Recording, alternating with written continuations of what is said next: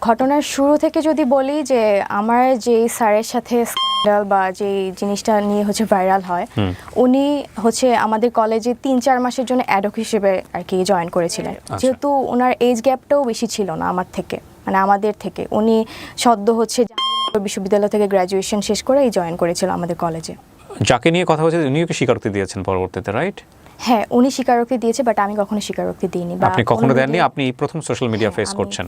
জি আছে। উনি একটা 7 বছরের লং ডিস্টেন্স রিলেশনশিপে ছিলেন। তো সেই রিলেশনে তিনি হ্যাপি না, বা আমার সাথে তিনি রিলেশনশিপে গেলে খুব মানে ওনার ভালো লাগতো বা হ্যাপি থাকতেন। এরপরে আমাকে কলেজ থেকে সাসপেন্ড করে দিয়েছিল। একটু পানি হবে? শিওর। আপনি পানি বোধহয় পাম্পাসে আছে, নেন ওখান থেকে। হ্যাঁ, খেয়ে নেন, পানি খেয়ে নেন। বহুত প্রশ্ন আছে আপনাকে আমার। তখন মানে এজের একটা ব্যাপার থাকে ওই টাইমটাতে, মানে খেলার ছলে মজার ছলে জিনিসটা করে ফেলছি। তৃপ্তির বয়স কত? আমার 22। জন্ম জেলা? জন্ম আমার ময়মনসিংহে। ময়মনসিংহ। হ্যাঁ, আর জেলাও ময়মনসিংহ। তৃপ্তি, আপনি আমাকে সোশ্যাল মিডিয়াতে নক করেছিলেন আপনার গল্পটা বলার জন্য, এবং আমার কাছে মনে হয়েছে গল্পটার একটা খুব বড় একটা মেসেজ সমসাময়িক সময়ে থাকতে পারে। শুনবো আপনার কাছ থেকে, একবারে যেখান থেকে বলতে চান। আমি ছোটবেলা থেকেই ময়মনসিংহে বড় হই। বাবা কি করতেন আপনার? আমার বাবা ছিল ব্যবসায়ী। ব্যবসায়ী? কিসের ব্যবসা ওনার? উনি ইলেকট্রনিক্সের দোকান ছিল। আচ্ছা, কয় ভাই বোন? আমরা এক ভাই এক বোন। আপনি বড়? না, আমি ছোট। আপনি ছোট। বয়সের ডিফারেন্স কত? আমার ভাইয়ের সাথে আমার ডিফারেন্স 4 ইয়ার্স। মা হাউসওয়াইফ? হ্যাঁ। ওকে, ছোটবেলার কথা বলছেন? হ্যাঁ, ছোটবেলা থেকেই আমার বাবা প্যারালাইজড ছিল। বাবা প্যারালাইজড? হ্যাঁ। মানে জন্মের পর থেকে আপনি দেখেছেন বাবা প্যারালাইজড? হ্যাঁ। আমার বয়স যখন 12 মাস, তখন আমার আব্বু বাইক অ্যাক্সিডেন্ট করেছিল আর কি। আচ্ছা। তো সেখান থেকে ছোটবেলা থেকে আমি আব্বুকে এভাবে দেখে আসতেছি আর কি। তো উনি বেডরিডেন ছিলেন, মানে বিছানায় থাকতেন? না, উনি হুইলচেয়ারে চলাফেরা করতেন। আচ্ছা। সংসার চলতে কিভাবে? উনি চালাতেন ওইভাবে ব্যবসা করে? আব্বু বিজনেসম্যান ছিল। ওকে। তো ময়মনসিংহে আমাদের পার্সোনাল একটা দোকান ছিল। তো এখানে আব্বু রেগুলার ব্যবসায়ের জন্য আর কি বসতেন। ছোটবেলা থেকে যেহেতু আব্বু প্যারালাইজড হয়ে মানে আমি দেখে আসতেছি, তো ওইরকম আমার মনে হতো না যে আমার আব্বু অসুস্থ। আচ্ছা, এটা স্বাভাবিক মনে হচ্ছিল। জি। তো আমার ভাইও এরকম মনে করতো না, ভাইয়াও ছোট ছিল। তো আমার ফ্যামিলি ম্যাক্সিমাম মেম্বার্স ঢাকায় থাকে। আমার বড় চাচা, মেজো চাচা, ওনারা ঢাকায় থাকে। জি। তো আমরা ময়মনসিংহে থাকতাম, কারণ আমার আব্বু এখানে ইউজড ছিল। তো ওই জেলার বাইরে গেলে হয়তো বা করতে আমাদের একটু টাইম লেগে যেত। তো ওই জন্য আব্বু এখানেই থাকতো। আমরা ছোটবেলা থেকে আমি আমার স্কুল লাইফ পুরাটাই আমার ওইখানেই। ময়মনসিংহে আমার যে স্কুল থেকে আমি এসএসসি দিই, তারপর কলেজে আসি। তো 2021-এ আমার এসএসসি, আর 2022-এ আমি ঢাকায় আসি প্রথম। আচ্ছা আচ্ছা। উত্তরাতে আমি প্রথম আসি। তো উত্তরা ফ্যামিলি ছাড়া আপনি আসেন, মানে বাবা মাকে ছাড়া? ফ্যামিলি ছাড়া আসি। ওকে। আমি প্রথমে হোস্টেলে উঠি, লেডিস হোস্টেল। ওটা আমার ছিল 6 নম্বর সেক্টরে, উত্তরার। আর আমার কলেজও 6 নম্বর সেক্টরেই ছিল। তো কলেজের শুরু থেকে আমি নর্মাল লাইফই ছিলাম। মানে আমার পারিবারিক, আমার ক্যারিয়ারের যে মানে কলেজের যে লাইফটা, নর্মালি সবকিছু স্বাভাবিক ছিল আমার সেখানে। এর আগে ঢাকা শহরে আসা হয়েছে আপনার? হ্যাঁ, আমার চাচার বাসা যেহেতু ঢাকায়, দুজন থাকে, তো আমার ঢাকায় আসা হয়। মানে আসা যাওয়া ছিল আর কি। ঢাকার কালচার, শহরের কালচার সম্পর্কে আইডিয়া ছিল? খুব নরমালি ক্লাস করছেন? জি। হ্যাঁ, নরমালি ক্লাস করছিলাম। আমার ফার্স্ট ইয়ার নরমাল যায়। তো ঘটনার শুরু থেকে যদি বলি যে আমার যে স্যারের সাথে স্ক্যান্ডাল বা যে জিনিসটা নিয়ে ভাইরাল হয়, উনি আমাদের কলেজে 3-4 মাসের জন্য অ্যাডহক হিসেবে আর কি জয়েন করেছিলেন। আচ্ছা। এটা 2023-এর ফেব্রুয়ারি মাসের দিকে। ওকে। তো উনি স্কুল সেকশনে ক্লাস নিতেন, কলেজ সেকশনে ক্লাস নিতেন না। ওকে। তো সেইভাবে আমাদের ক্লাস টিচার ছিলেন না উনি। তো ওনার সাথে প্রথম আমার পরিচয় এইভাবে হয়েছে যে উনি আমাদের একদিন প্রক্সি ক্লাস নিতে আসছিল, আমাদের ইংলিশ স্যারের প্রক্সি নিতে আসছিল আর কি। তো সেখানেই প্রথম দেখা স্যারকে। এর আগে কখনো আমি চিনতাম না, বা ওরকমভাবে পরিচয় বা স্যার মানে আমাদের ক্লাস নিত না, সো মানে এরকম আর কি আমার পরিচয় ছিল না। সেখানে প্রক্সি ক্লাস নিতে আসে আমাদের প্রথম। সেখানেই স্যারের সাথে পরিচয়। স্যার আমাদের, যেহেতু ওনার এজ গ্যাপটাও বেশি ছিল না আমার থেকে, মানে আমাদের থেকে। উনি সদ্য বিশ্ববিদ্যালয় থেকে গ্র্যাজুয়েশন শেষ করেই জয়েন করেছিল আমাদের কলেজে। সেখান থেকে আমাদের কলেজে আসার পর আমাদের প্রক্সি ক্লাস নিতে আসে স্যার। উনি ক্লাস টাইম মানে উনি হচ্ছে কি বলবো যে নর্মাল পার্সনই ছিল, মানে উনি আমাদের সাথে এমনভাবে হচ্ছে ক্লাসে ট্রিট করতেছিল যে উনি আমাদের ফ্রেন্ড, মানে ফ্রেন্ডদের মতো আর কি ট্রিট করতেছিল। উনি লয়ালিটি নিয়ে হচ্ছে আমাদের সাথে হচ্ছে আলোচনা করতেছিল, মানে ক্লাসে মানে আছে না যে প্রক্সি ক্লাসে স্যার হচ্ছে আসছে পরিচয় দিতে বা পরিচয় নিতে, তারপর গল্প করতে। এই জন্য হচ্ছে স্যার হচ্ছে এরকম একটা টপিক নিয়ে কথা বলতেছিল। স্যার নিজের লাইফ স্টোরি, যে লয়ালিটি নিয়ে, এগুলো নিয়ে আলোচনা করতেছিল আর কি। তো একটা টাইমে হচ্ছে স্যার হাস্যরসও করে আমাদেরকে নিয়ে, যে আজকালকার ছেলেমেয়েরা হচ্ছে লয়ালিটি ব্যাপারে হচ্ছে বুঝবে না বা এটা নিয়ে ওদের কোনো ধারণা নাই, মানে হাস্যরস করে। স্যারের ক্লাস শেষ হওয়ার পরে আমাদের যারা হচ্ছে ক্লাসমেট ছিল, আমাদের ব্যাচে ক্লাসে যারা ছিলাম, তারা হচ্ছে ব্যাপারটা নিয়ে হচ্ছে মানে একটু গসিপ করে যে স্যার হচ্ছে লয়ালিটি নিয়ে হচ্ছে আমাদেরকে এভাবে হাস্যরস করলো, স্যারের লয়ালিটিটা আমাদের টেস্ট করা দরকার। এইভাবে হচ্ছে নর্মালি আমাদের ফ্রেন্ডসদের সাথে হচ্ছে কনভারসেশন শুরু হয়। তো কিছুদিনের মধ্যে আমাদের কিছু ফ্রেন্ডস হচ্ছে আমাদেরকে বলে যে দোস্ত, স্যার যেহেতু হচ্ছে এত লয়াল, তো স্যারের লয়ালিটিটা টেস্ট করা দরকার।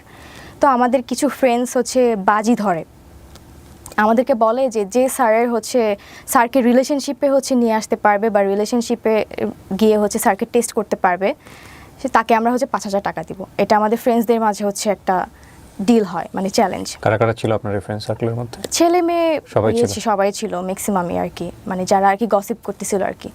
তো আমি নাম নিতে চাচ্ছি না যে কে ছিল। তো সেখান থেকে কয়েকজন মেয়ে হচ্ছে আমরা এটা বলে যে ঠিক আছে, আমরা হচ্ছে চ্যালেঞ্জ হচ্ছে অ্যাকসেপ্ট করলাম। অ্যাকসেপ্ট করার পরে আমাদের আবার একটা মেসেঞ্জার গ্রুপ ছিল ফ্রেন্ডসদের। তো সেখানে হচ্ছে এগুলো নিয়ে হচ্ছে আমাদের আলোচনা হতো নর্মালি। তো ফার্স্ট হচ্ছে স্যারের সাথে তো আমাদের সেরকমভাবে হচ্ছে পার্সোনালি কখনো কথা হয়নি। স্যারের সাথে হচ্ছে স্যার আমাদের একদিনই ক্লাস নিয়েছে, আর এরপরে যে আমাদের ক্লাস নেবে তারও কোনো গ্যারান্টি ছিল না আমাদের। তো আমাদের ব্যাচেরই একজন, সে হচ্ছে স্যারের কাছে হচ্ছে প্রাইভেট পড়তো তখন। তো আমরা যারা হচ্ছে বাজিটা হচ্ছে ধরি, তারা হচ্ছে স্যারের ফেসবুক আইডিটা আমরা ওই ফ্রেন্ডের কাছ থেকে হচ্ছে নেই। নেওয়ার পর হচ্ছে আমরা এর আগেই হচ্ছে আমরা হচ্ছে পার্সোনালি স্যারকে কখনো নক করিনি, বাট এর আগে আমাদের হচ্ছে ক্লাসের শেষ হচ্ছে একটা ক্লাস পার্টি ছিল কলেজের। আপনি যে টপিকটা নিয়ে আজকে এখানে কথা বলছেন, আপনার কথা মতো অনুযায়ী আপনাদের এই স্ক্যান্ডাল বা আপনাদের এই বিষয়টা মোস্ট ভাইরাল টপিক। কত সালের ঘটনা এটা? 2023। 2023-এর কোন মাসের দিকে? এটা এপ্রিলে। আপনাদের এটা তো পাবলিশ হয়েছে, সেটা ঠিক আছে, কিন্তু এটার উপরে কি কেউ কোনো কন্টেন্ট বানিয়েছে? এরকম পেয়েছেন আপনি ইউটিউবে? জি। কন্টেন্ট কারা বানিয়েছে? আমি কি ইউটিউবে সার্চ দিলে পাবো আপনার এটার উপরে? হ্যাঁ জি, এটা মোস্ট অফ দ্য ইউটিউবার্স হচ্ছে দেখা গেছে যে আমার এটা নিয়ে। তাই? তাহলে আমার চোখে পড়ে নাই কেন? Yes, ya you are right.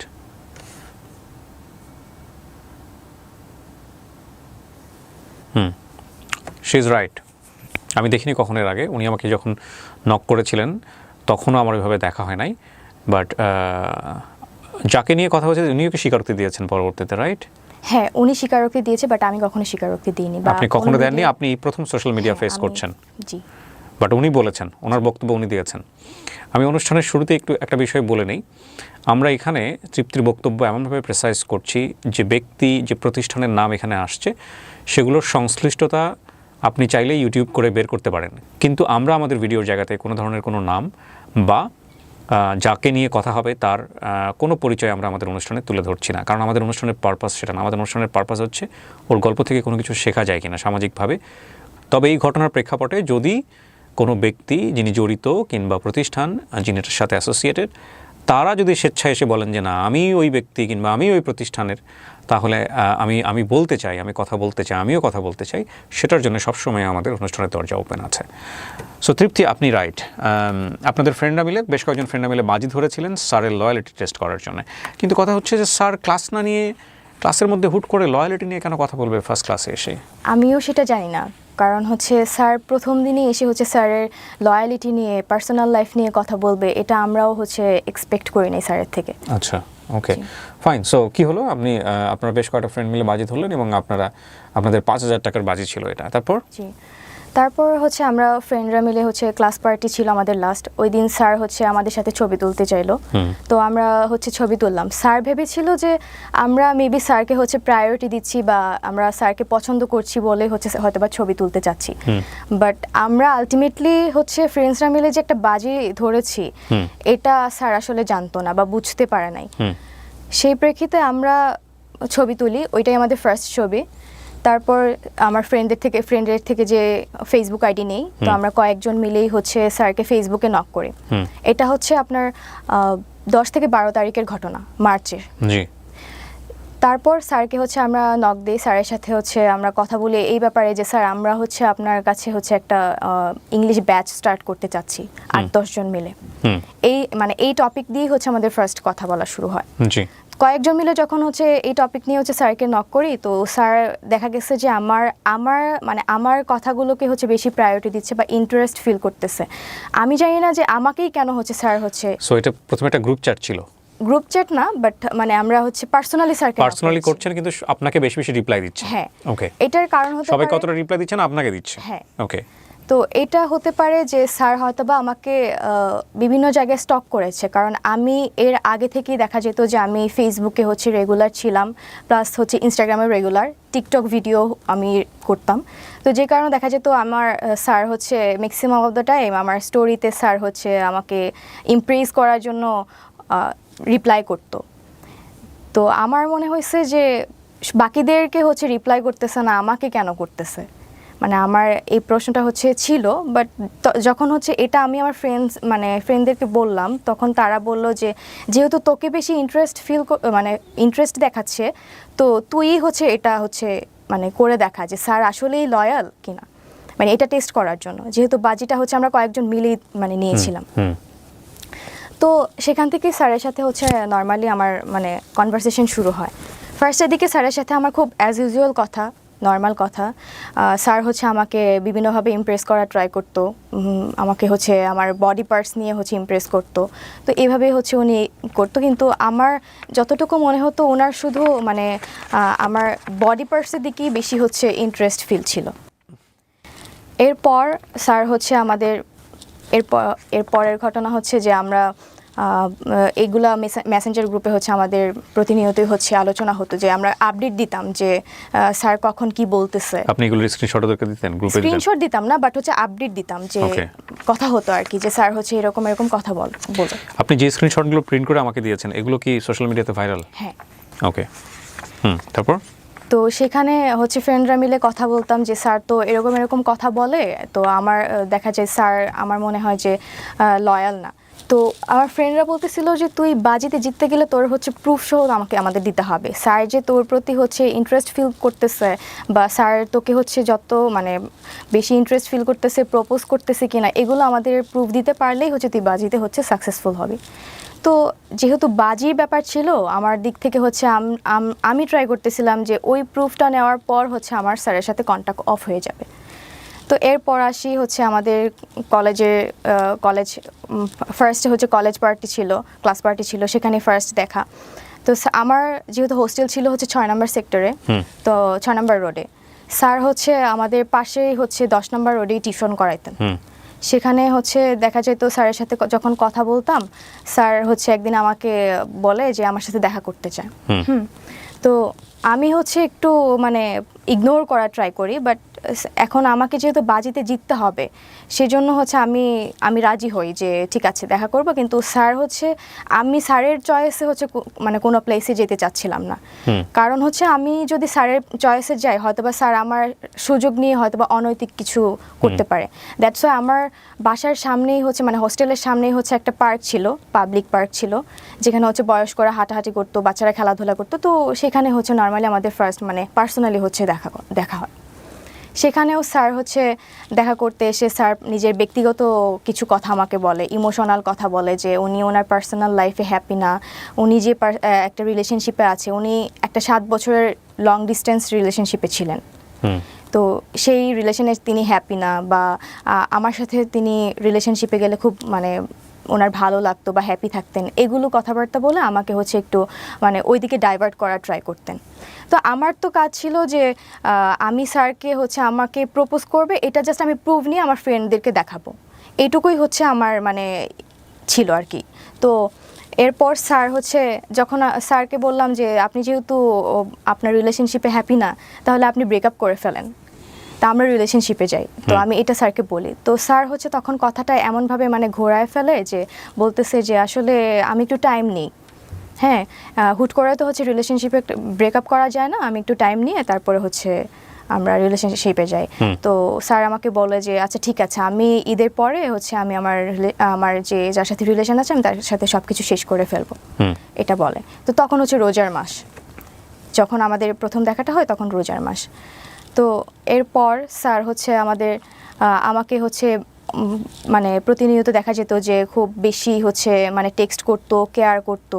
এটা মানে আমি বুঝতে পারি যে স্যার হচ্ছে আমাকে পছন্দ করতেছে, বাট সে কখনো হচ্ছে আমাকে মানে ডিরেক্টলি হচ্ছে টেক্সট করে বলতেছে না যে হ্যাঁ I like you or something, এটা আমাকে কখনো বলতেছে না। তো আমার তখন একটা রিলেশনশিপ ছিল, বাট এটা আমি স্যারের থেকে হাইড করি। আমি স্যারকে জানাই নাই যে আমি রিলেশনশিপে আছি। তো আমি তো সিরিয়াস ছিলাম না, বিষয়টা তো আমি সিরিয়াস না, জাস্ট একটা বাজি ছিল আর কি। এরপর স্যার হচ্ছে যখন এগুলো ডিরেক্টলি বলতেছে না, তো আমি হচ্ছে জাস্ট মানে স্যার যা বলতো আমি জাস্ট সায় দিতাম যে হ্যাঁ বা না, এরকম আর কি স্যারের কথা মতো। তো একদিন হচ্ছে স্যার মানে ইফতারের পরপর হচ্ছে মানে নর্মালি কয়েকদিন কথা বলার পর ইফতারের পরপরই উনি মানে আমার সাথে লাইক 18+ কথাবার্তা শুরু করতো। কিন্তু আমার বিষয়টা খুবই মানে মানে কি বলবো, আমার বিষয়টা খুবই বিরক্ত লাগতো, আমি খুবই বিরক্ত হইতাম, বাট আমি বুঝতে দিতাম না যে আমি বিরক্ত হচ্ছি। তো এরকম চ্যাটসগুলো মানে এই চ্যাটসগুলোই বেশি ভাইরাল হয়েছে, যেগুলো হচ্ছে আমাদের মাঝে 18+ কথাবার্তা হয়েছে, এগুলোই ম্যাক্সিমাম হচ্ছে ভাইরাল হয়েছে। তো এরপর উনি ম্যাক্সিমাম টাইমে ইফতারের পর এগুলো শুরু করতেন কথা বলতে, আর আমাকে শুধু দেখা করতে বলতেন। তো এরপর একদিন হচ্ছে উনি ওনার ভার্সিটিতে যাবে, বিদ্যালয়ে যাবে ওনার সার্টিফিকেট রিলেটেড কোনো এক কাজে। সেখানে হচ্ছে আমাকে অফার করে যে আমি যাব কি না। তো আমি একটু মানে ভেবে বলি যে আমি আসলে এটা তো আমার বাজির জন্যই হচ্ছে কথা বলা স্যারের সাথে, আদারওয়াইজ তো আমি স্যারের সাথে কোনো কথা বলতাম না। তো আমি অনেকক্ষণ চিন্তা করে দেখলাম যে ঠিক আছে যাব, এটা হচ্ছে আমার লাস্ট চান্স থাকবে। স্যার যেহেতু আমার সাথে নর্মালি 18+ কথাবার্তা শুরু করে, আর তার মানে স্যারের হচ্ছে ওই দিকে বেশি ইন্টেনশন ছিল যে আমার সাথে হচ্ছে মানে সম্পর্কে যাওয়ার, হয়তোবা রিলেশনশিপে যাবে না, বাট হচ্ছে থাকে না যে ফ্রেন্ডস উইথ বেনিফিট টাইপের থাকে, এই টাইপের হয়তোবা রিলেশনশিপে উনি যেতে চান। তো আমি এটা আগেই বুঝতে পারি, বাট এটা আমি স্যারকে বুঝতে দেই নাই যে আমি এটা হচ্ছে মানে ফান করে ফ্রেন্ডসদের সাথে বাজি ধরে ওনার সাথে কথা বলতেছি। এরপর হচ্ছে ওনার সাথে আমি জাহাঙ্গীরনগর বিশ্ববিদ্যালয়ে যাই, যেহেতু আমি এর আগে কখনো যাইনি। তো আমি ভাবি যে ঠিক আছে আমি হচ্ছে ভার্সিটিটা দেখেও আসি, প্লাস হচ্ছে স্যারের থেকে লাস্ট দেখি স্যার যদি আমাকে বলে, তো এটা লাস্ট একটা চান্স হিসেবে আমি আর কি স্যারের সাথে যাই।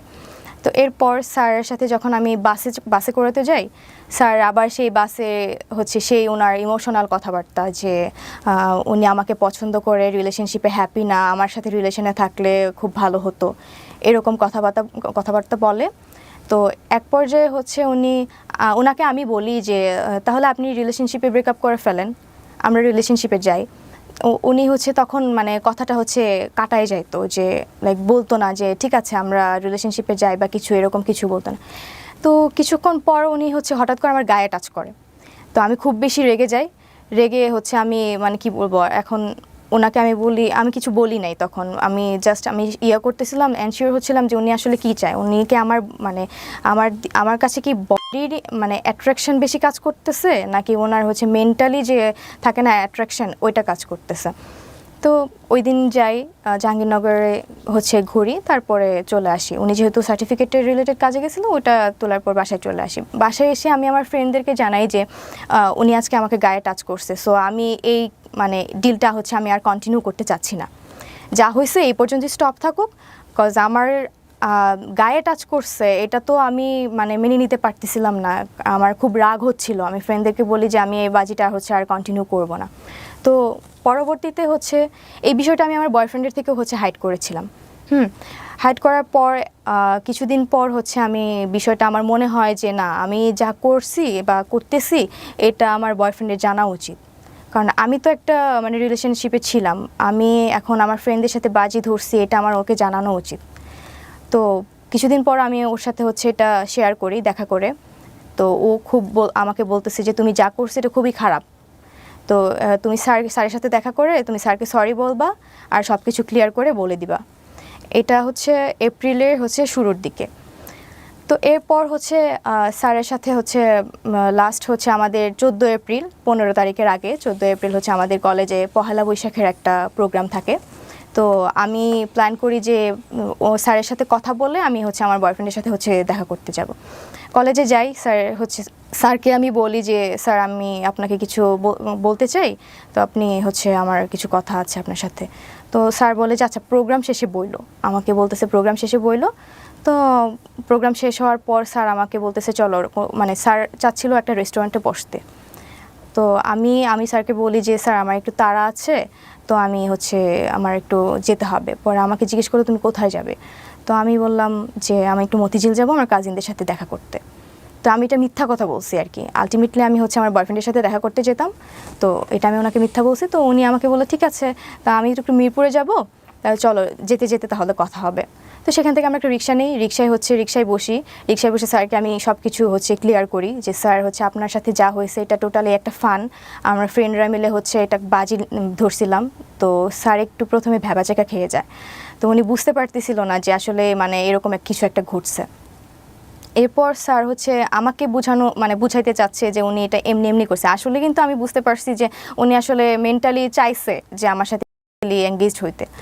তো এরপর স্যার হচ্ছে আমাকে বলে যে আমিও তোমার সাথে হচ্ছে ফান করছি, এগুলো কোনো সিরিয়াস ছিলাম না, এটা হচ্ছে আমাকে বলে। তো আমি হচ্ছে বুঝতে পারি স্যার যে হচ্ছে আমি যে বলছি যে এটা আমি এমনি করছি, সো স্যারও আমাকে মানে ওইটা বুঝাতে চাইছে। তো এরপর হচ্ছে এটা আপনাদের ছবি? জি, এটা হচ্ছে পরের ঘটনা, মানে আমরা হচ্ছে মেট্রো স্টেশনে যাওয়ার পর হচ্ছে স্যার হচ্ছে আমাকে মেট্রো রেলে ওঠার আগে স্যার আমাকে বলতেছে যে তুমি তো তাহলে বাজিতে হেরে গেছো, আমাকে বলতেছে। তো আমি স্যারকে বললাম, আমি কিছুক্ষণ চুপ করে হচ্ছে স্যারকে বললাম যে স্যার ঠিক আছে তাহলে আমাকে জেতাই দেন, আমি হচ্ছে বাজিতে জিততে চাই। তো স্যারকে আমি বললাম তাহলে কীভাবে, পরে আমি বললাম যে তাহলে আমরা একটা ছবি তুলি যে আমার ফ্রেন্ডসদেরকে দিব এবং ফ্রেন্ডরা আমাকে হচ্ছে মানে তাদেরকে বুঝাবো যে আমি হচ্ছে বাজিটা হচ্ছে জিতে গেছি। তো তখনই হচ্ছে এই ছবিটা তোলা। স্যার প্রথমে হচ্ছে ছবিটা তুলতে চায়নি, পরে উনি কী ভেবে হচ্ছে ছবিটা তুলছে আমি আসলে জানি না। তো এই ছবিটা তখনই তোলা। তো এটার পরে হচ্ছে আমি মতিঝিল যাই, যাওয়ার পর হচ্ছে আমার বয়ফ্রেন্ডের সাথে দেখা করি, বয়ফ্রেন্ডের সাথে সারাদিন ঘোরাঘুরি করে আবার হচ্ছে উত্তরাতে ব্যাক করি। উত্তরা ব্যাক করে আমি প্রথমে হোস্টেলে যাইনি, আমার এক কাজিন ছিল, মেয়ে কাজিন ছিল, উত্তরার 11 নম্বর সেক্টরে থাকতো, তো ওর বাসায় হচ্ছে আমি স্টে করি। সেখানে সারাদিন হচ্ছে ঘোরাঘুরির পর হচ্ছে ওখানে আসার পর আমি আমার ফ্রেন্ডদেরকে হচ্ছে এই ছবিটা পাঠিয়ে বলি যে আমি তো হচ্ছে বাজিতে জিতে গেছি, স্যার হচ্ছে আমার সাথে রিলেশনশিপে চলে আসছে, তাহলে তোরা কালকে হচ্ছে টাকাটা নিয়ে আসবি, এটা হচ্ছে আমরা বলি, আমি ওদেরকে বলি। তো এরপর হচ্ছে আমি আমার কাজিনের সাথে কথা বলি, অনেক গল্প টল্প করে আড্ডা দিয়ে হচ্ছে রাতে ঘুমাই যাই। তো পরের দিন হচ্ছে 15 এপ্রিল, যেদিন হচ্ছে জিনিসগুলো হচ্ছে এক্সপোজ হয়েছে। এটা কিসের ছবি? এটা হচ্ছে জাহাঙ্গীরনগরের ছিল। কিন্তু আপনাদের দুজনকে দেখে মনে হচ্ছে না কেউ কাউকে আপনারা চিট করতেছেন, আপনারা মনে হচ্ছে ইউ গাইজ আর fall in love, beautifully fall in love by the way. Okay, ছবি বলতেছে এই কথা, ছবির পিছনের গল্প আমরা জানি না কোনটা সত্য কোনটা মিথ্যা, সেগুলো হয়তোবা আরও সামনের দিকে গেলে আমরা বুঝতে পারবো। হ্যাঁ, তারপর হচ্ছে 15 তারিখ যেদিন হচ্ছে জিনিসগুলো ভাইরাল হয়। কিভাবে ভাইরাল হলো? সকালবেলা আমি হচ্ছে আমার কাজিনের সাথে যেহেতু আড্ডা দিয়ে রাতের বেলা ঘুমাই যাই, পরের দিন সকালে আমার কাজিন হচ্ছে আমাকে ঘুম থেকে তোলার পর আমাকে বলতেছে যে তুই কি করছিস। আমি তো শকড যে আমি কি করছি, তো আমাকে বলতেছে তুই তোর আইডিতে ঢুক। তো আমি হচ্ছে আইডিতে ঢুকতে চাচ্ছি, বাট আমি আলটিমেটলি আইডিতে ঢুকতে পারতেছি না। আমার হচ্ছে আমি মেল অ্যাক্সেস দিয়েও হচ্ছে আমি আইডিতে ঢুকতে পারতেছি না, মানে তখন আমি বুঝতে পারি আমার আইডিটা কোনোভাবে হ্যাক হয়েছে। তো তো এরপরে হচ্ছে আমি মানে মজার কাহিনীটা হচ্ছে পরে আমি হচ্ছে যখন আইডিতে ঢুকতে পারতেছি না, আমাকে হচ্ছে আমার বয়ফ্রেন্ড ওর দিক থেকে কল করতেছে, কল করে হচ্ছে অনেকবার কল দিছে, বাট হচ্ছে আমি তখন ধরতে পারিনি, একটু পর হচ্ছে ব্যাক করি। তো আমাকে বলতেছে যে তোমার আইডিতে কি হয়েছে, এগুলো কিভাবে হলো, আমাকে হচ্ছে জিজ্ঞেস করতেছে। তো আমি এগুলো দেখার পর হচ্ছে আমি এত পরিমাণে শকড হই, মানে আমি বুঝতে পারতেছিলাম না আসলে আইডিটা কে হ্যাক করলো বা মানে কিভাবে হয়েছে। আপনি যে এই কাজগুলো করতেন এগুলো আপনার ফ্রেন্ডদের কাছে পাঠাইতেন, হ্যাঁ। স্ক্রিনশট দিয়ে দিয়ে পাঠাইতেন? না, স্ক্রিনশট যেগুলো টেক্সট হইতো 18+ কথাবার্তা, এগুলো আমি কখনো পাঠাইনি। কি কি পাঠিয়েছেন? আমরা হচ্ছে আমি পাঠাইছি বলতে ওদেরকে আমি আপডেট দিতাম যে হচ্ছে স্যার এরকম কথা বলতেছে বা আমি এইভাবে যাচ্ছি, মানে কথা বলতেছি। ওগুলো আছে আপনার কাছে? এখন নাই, ওই আইডিটা তো হচ্ছে নষ্ট হয়ে গেছে। Okay. ওই আইডিতে হচ্ছে আপনার ফ্রেন্ডদের কাছে আছে? মানে আপনি যে গল্পটা বললেন এখানে সেটা জাস্টিফাই করার জন্য সবচেয়ে ইম্পর্টেন্ট হচ্ছে আপনি আপনার ফ্রেন্ডের সাথে কি কথা বললেন সেটা আপনি আছে আপনার কাছে? ওদের কাছে ফ্রেন্ডদের কাছে থাকতে পারে, যদি আমার ওই আগের অ্যাকাউন্টের সাথে মানে টেক্সটগুলো থাকে হয়তো বা থাকতে পারে। ওকে, কি হয়েছে তারপরে?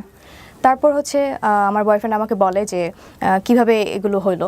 তো আমি একটু শকড, আমি তো খুবই মানে ভয় পেয়ে গেছি যে মানে এগুলো তো হওয়ার কথা না। তো আগের দিন আমার বয়ফ্রেন্ডের সাথে ঘুরে, তো পরের দিন হচ্ছে আমার কাজিনের বাসাতে এই ঘটনাটা। কি কি দেয়া ছিল আপনার আইডিতে? আপনার আইডিটার সিকিউরিটি কি ছিল?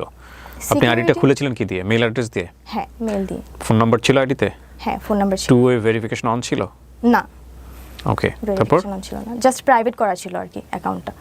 তো এরপর আমি হচ্ছে আমার উত্তরা থেকে আমি বসুন্ধরায় যাই। আমার বয়ফ্রেন্ডের ইউনিভার্সিটি যেহেতু বসুন্ধরা, ও ইউনিভার্সিটিতে ছিল, তো আমি এখানে চলে আসি। এখানে আসার পর হচ্ছে আমাকে আমার ফ্যামিলি থেকে হচ্ছে কল করতেছে, আর কলেজ থেকেও কল করতেছে। তো আমি হচ্ছে ভয়ে আমি মানে কি করব তখন আমি আসলে মানে আমি বুঝতে পারতেছিলাম না মানে কি করা উচিত তখন।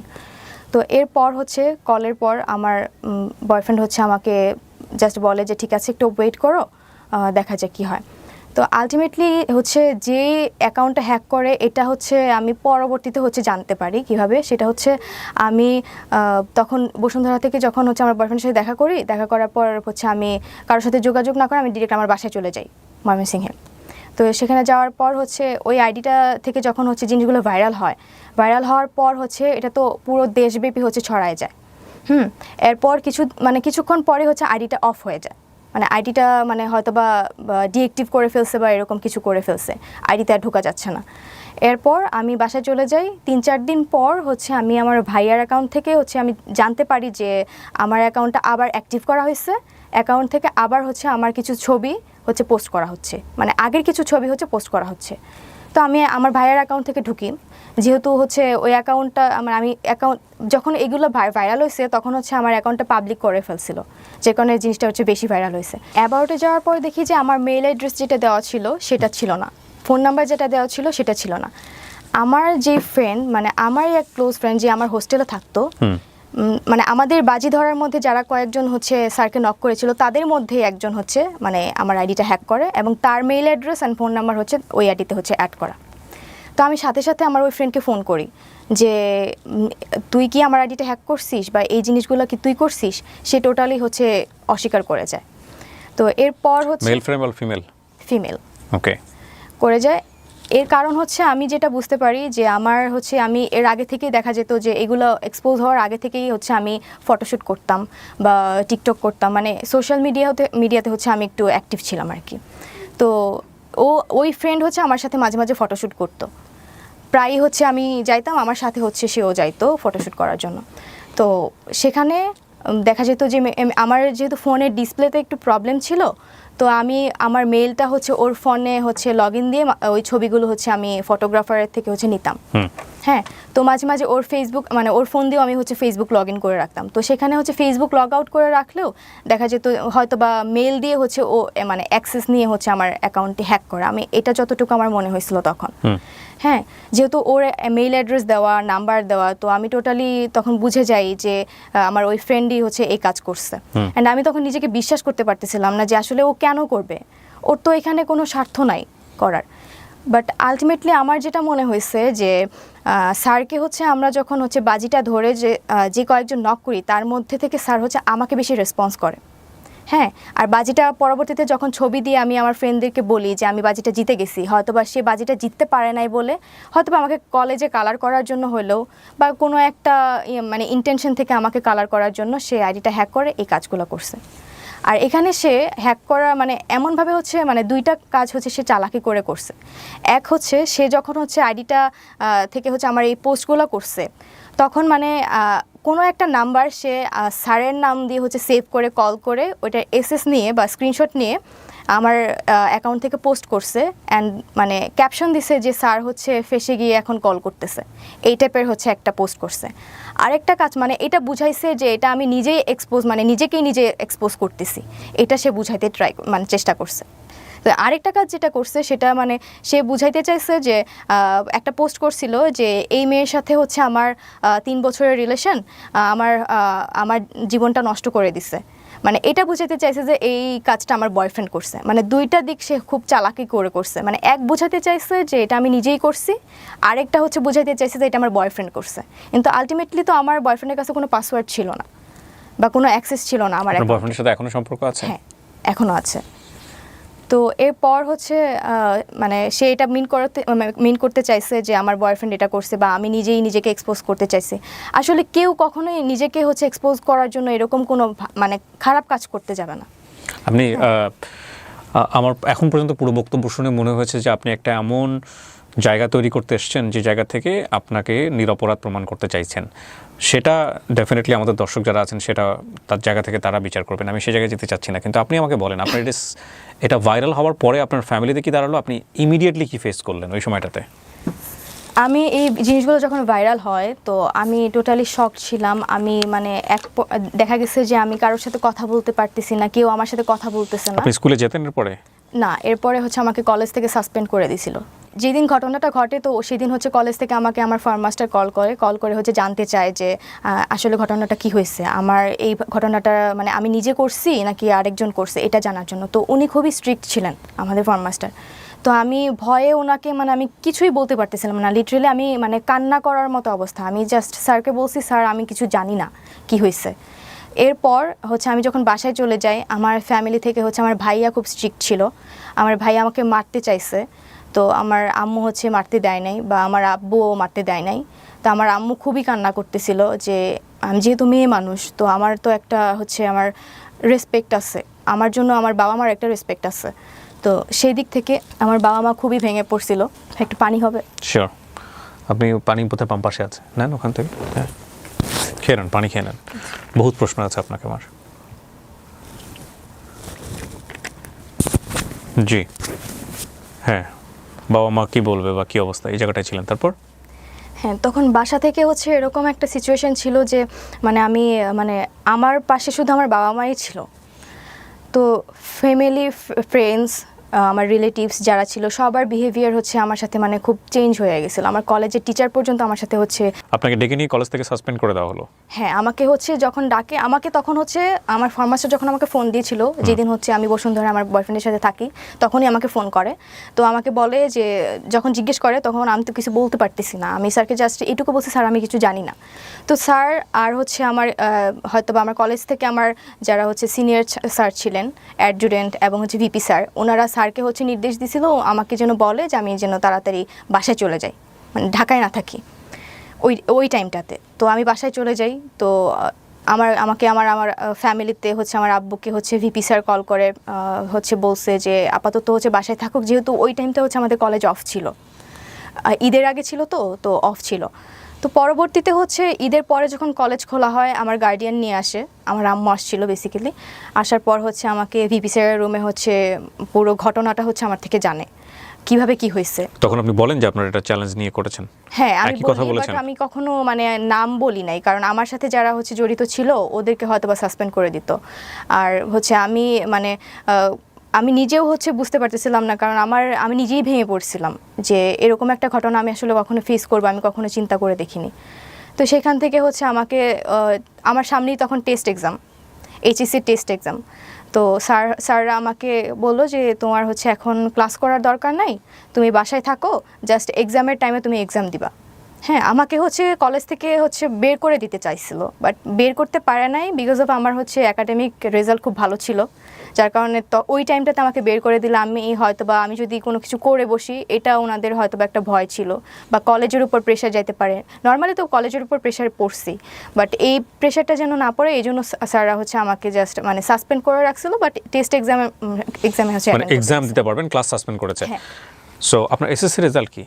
এসএসসিতে জিপিএ 5, এইচএসসিতেও জিপিএ 5। Okay fine. কোন গ্রুপ থেকে? হিউম্যানিটিস। হিউম্যানিটিস। তো এরপর কি হলো? আপনার ক্লাস সাসপেন্ড, এবং আপনি কি ফেস করতেছিলেন ওই সময় সোশ্যাল মিডিয়াতে নিয়ে, যে এই যে এত এত ভিডিও আপনাকে নিয়ে? হ্যাঁ, আমাকে নিয়ে যে ভিডিওগুলো এবং ছবিগুলো পাবলিকলি হচ্ছে দেখানো হয়েছে, বা মানুষ হচ্ছে বিভিন্ন লিঙ্ক বলতেছে যে লিঙ্ক ভাইরাল হয়েছে বা ভিডিও ভাইরাল হয়েছে। আলটিমেটলি আমার কোনো লিঙ্ক ভাইরাল হয় নাই, কোনো ভিডিও ছিল না যে ভিডিও ভাইরাল হয়েছে, কোনো নোটস ছবিও ছিল না, কোনো নোটস ভিডিওও ছিল না। ওইটা আমার নাম দিয়ে হচ্ছে বিভিন্ন ভিডিওতে হচ্ছে আমার কথা বলে হচ্ছে চালিয়ে দিছে। হ্যাঁ, আমার কিছু আমার ছবি দেখছি, আমি ভিডিও দেখছি যেগুলো হচ্ছে পুরা এডিটেড, মানে দেখেই মনে হচ্ছে যে আমার ছবিটা হচ্ছে বসিয়ে এআই দিয়ে হচ্ছে এডিট করে হচ্ছে। কিন্তু যে শিক্ষককে নিয়ে আপনার এই কথোপকথন বা আপনাদের এই ব্যক্তিগত বিষয়গুলো ভাইরাল হলো, ওই শিক্ষক ওই সময়টাতে আপনার সঙ্গে যোগাযোগ করেননি? না, যেদিন হচ্ছে আমাদের ব্যাপারগুলো হচ্ছে 14 তারিখ তো ওনার সাথে আমার লাস্ট কথা হয়। এরপর থেকে এখন পর্যন্ত আমি ওনার সাথে কোনো যোগাযোগ করিনি। উনিও করেননি? না। আচ্ছা। এরপর তো স্যারকে হচ্ছে কলেজ থেকে রিজাইন করাইছে, ওনাকে বের করে দিছে, উনি আর ক্লাস নিতে পারে নাই। তো আমাকে সাসপেন্ড করে রাখছিল, বাট আমি পরবর্তীতে হচ্ছে টেস্ট এক্সাম দিছি। বাট এখানেও হচ্ছে শর্ত ছিল যে আমি এক্সাম দিব, বাট আমি কোনো স্টুডেন্টের সাথে হচ্ছে বসে এক্সাম দিতে পারবো না, আমাকে একা এক্সাম দিতে হবে। এটা কি মানে HSC final exam? HSC test exam. Okay, তারপর কলেজে আমাকে বলছিল তুমি এক্সাম দিতে পারবা, বাট আমাদের মেডিকেল রুমে তোমাকে বসে একা এক্সাম দিতে হবে। ওকে। তো এটা শোনার পর হচ্ছে আমি লিটারালি আমার আম্মু আর আমি হচ্ছে ওই ভিপি স্যারের রুমে হচ্ছে কান্না করে দিই, যে আমি কান্না করতে করতে বলি, স্যার আমার তো এখানে ফল্ট নাই, আমি তো ভিকটিম, প্লাস হচ্ছে আমি এখন যে বাজির কথা বলবো, আমি স্যারকে বাজির কথা বলছি, কিন্তু এখন এটা তো মানে আমি ইচ্ছা করে করিনি, আলটিমেটলি আমার এইজের জন্য হয়তো আমার একটা তখন মানে এইজেরও একটা ব্যাপার থাকে ওই টাইমটাতে, মানে খেলার ছলে মজার ছলে জিনিসটা করে ফেলছি। কিন্তু এখানে একটা কথা হচ্ছে কি তৃপ্তি, মানে বাজির তো একটা লিমিট থাকে। আপনি যদি বাজি ধরে থাকেন কারো আপনি ক্যারেক্টার টেস্ট করবেন, তাহলে তো উনি যখন স্টেপটা নিয়েই ফেলেছেন, এক পা দিয়ে ফেলেছেন, তখনই আপনার এটা শেষ করে দেওয়া উচিত ছিল, রাইট? কিন্তু আপনি যতদূর পর্যন্ত এগিয়েছেন, তার সঙ্গে গিয়ে আপনি ছবি তুলেছেন, তার সঙ্গে আপনি ভিডিও করেছেন, ভিডিও ফুটেজ আমি দেখতে পাচ্ছি ইউটিউবে, ছোট ছোট কিছু ভিডিও আছে এখানে, ওইটা ওই যে পার্কে হচ্ছে, রাইট? সো এগুলো তো কোনো সচেতন মানুষের পক্ষেই করা উচিত না, যদি আমি এটাকে টেস্ট হিসেবেই ধরে নিই। লাইক আমি কোনো একটা মানুষের সে খামখেয়ালিপনা থেকে আমার কাছে মনে হচ্ছে তাকে আমি তার ক্যারেক্টারটা একটু টেস্ট করে দেখি। তো টেস্ট করতে গেলাম, এবং যখনই সে বারবার হুক আপ হচ্ছে বা কোনো কারণে সে ওই যে বলে না বড়শিতে মাছ গিলে ফেলে, যেরকম গিলে ফেলেছে, তখনই তো শেষ। এটা তার থেকে আপনি আরও অ্যাডভান্স স্টেপে কেন গেলেন? এটা ওই যে আমার ফ্রেন্ডরা বলছিল তোকে হচ্ছে প্রুফ সহ আমাদেরকে দেখাইতে হবে। প্রুফ মানে কি? আপনি তখন ওই প্রুফটা দেখা দিতেন যে ঠিক আছে স্যার তো রাজি হয়েছে, স্যার তো 18+ কথাবার্তা শুরু করে দিয়েছে, স্যার ডান। না, ওদের কথা হচ্ছে টার্গেটটা কি ছিল? ধরেন আপনি দেখালেন ওদেরকে, আপনি স্যারের কাছে স্যারের যে ডকুমেন্টসগুলো ওদেরকে আপনি দেখাবেন, কি হবে দেখানোর পরে? ওরা ওইটাই চাচ্ছিল যে স্যার হচ্ছে আমাকে টেক্সটে হচ্ছে বলবে, প্রপোজ করবে, এটাই হচ্ছে ওরা চাচ্ছিল যে প্রুফ হিসেবে, যে বাজিটা জিততে গেলে তোকে প্রুফ এটা নিয়ে দিলেন আপনি। আপনাদের ফ্রেন্ডরা কি করতো এই প্রুফ নিয়ে, আমাকে এটা বলেন।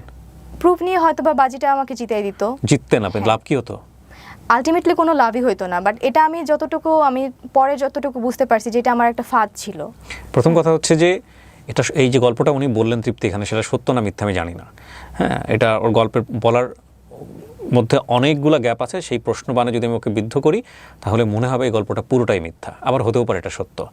কিন্তু যেই ঘটনাটা ঘটেছে এটা যদি টেস্টের জায়গা থেকেই হয়ে থাকে, এরকম একটা নাটক দেখেছিলাম অনেক আগে, এরকম একটা নাটক, মানে নাটকটার গল্পটা ছিল এরকম যে ওয়াইফকে টেস্ট করার জন্য, টেস্ট ঠিক বলবো না আমি, ওয়াইফকে তার বেস্ট ফ্রেন্ডের সাথে একটু টাইম পাস করার সুযোগ দেয়, এবং এরপরে লাস্টের এন্ডিংটা খুব ছোট অল্প বয়সে দেখেছিলাম, তত তো বুঝিনি। আমি যদি ভুল না করে থাকি আমাদের শ্রদ্ধেয় বিপাশা হায়াত সেখানে অভিনয় করেছিলেন, আমি এখন রাইট নাও মনে করতে পারছি না। লাস্টের দিকে গিয়ে ঘটনাটা এরকম হয় যে মানে যে ওয়াইফকে ওনার ফ্রেন্ডের সঙ্গে টাইম পাস করা বা এরকম একটা জায়গাতে উনি নিয়েছিলেন হাজব্যান্ড হিসেবে, ওয়াইফ রিপ্লাই ছিল যে জীবনে কোনোদিন কখনো আর এই টেস্টটা করবা না। হ্যাঁ, মানে আমি তখন ছোট মানুষ, বুঝি না, আপনারা হয়তো নাটকটা দেখেছেন অনেকেই, যে একটা মানুষ তার ক্যারেক্টার কতটুকু শক্তিশালী সেটার জন্যে তাকে এই ধরনের টেস্টের মধ্যে নেওয়া এটা এক ধরনের ক্রাইম। এটা ডেফিনেটলি ক্রাইম। এটা বন্ধুদের বশে হয়ে থাকুক বা যে জায়গা থেকে হয়ে থাকুক না কেন, এটা কোনোভাবেই নেওয়া উচিত নয়, কোনোভাবেই করা উচিত নয়। এটা ভুল, এটা অন্যায়।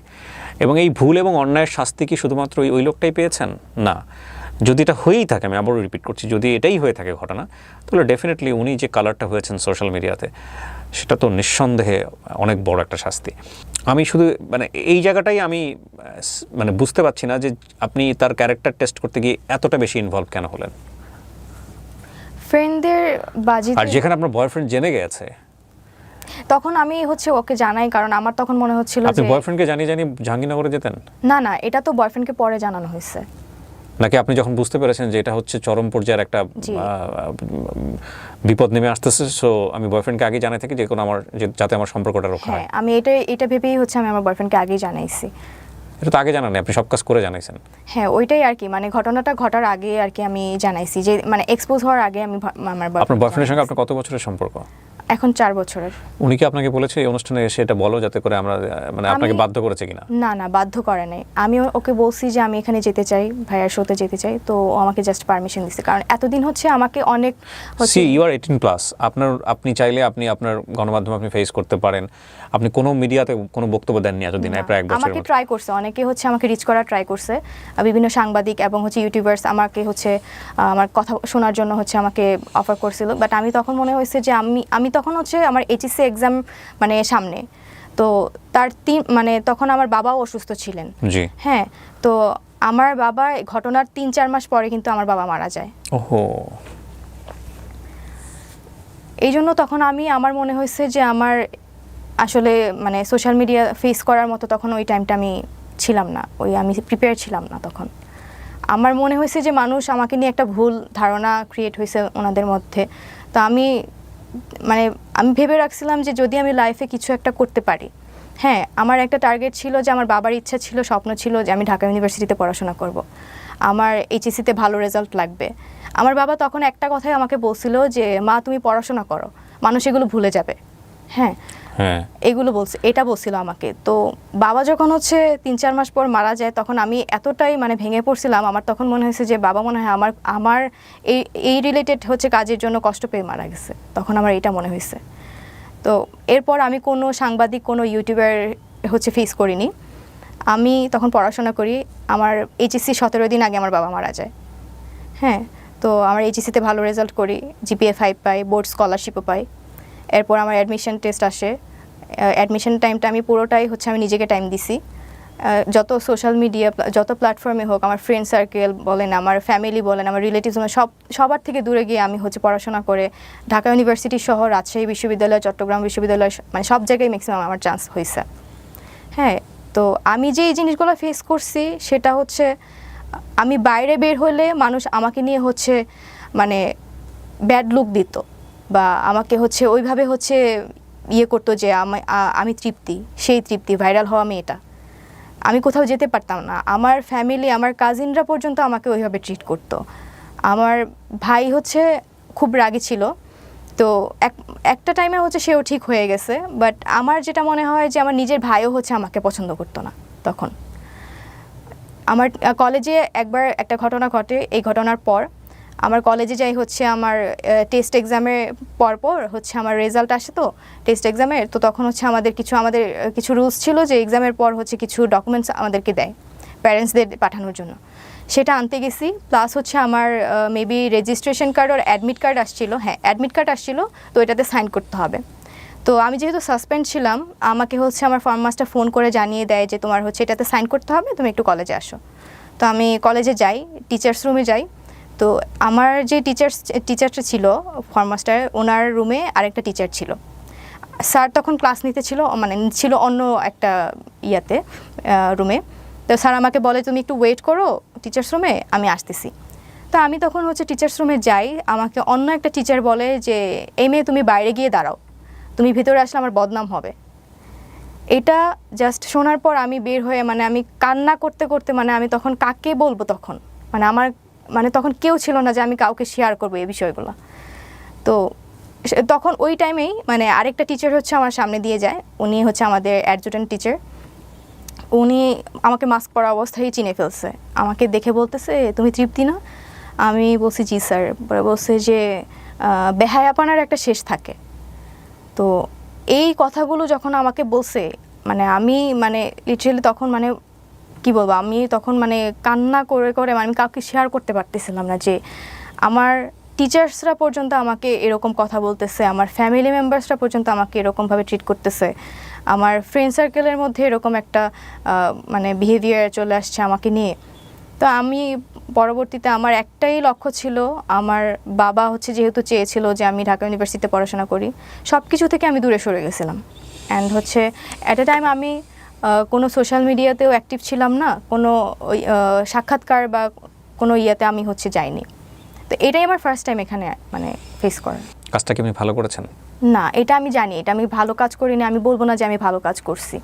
এটা আমি তখনই বুঝতে পারছি যখন হচ্ছে আমি স্যারকে সব কিছু ডিটেলস বলে দিলাম, তখনই আমার মনে হয়েছে যে না, এই কাজটা মোটেও ভালো হয়নি।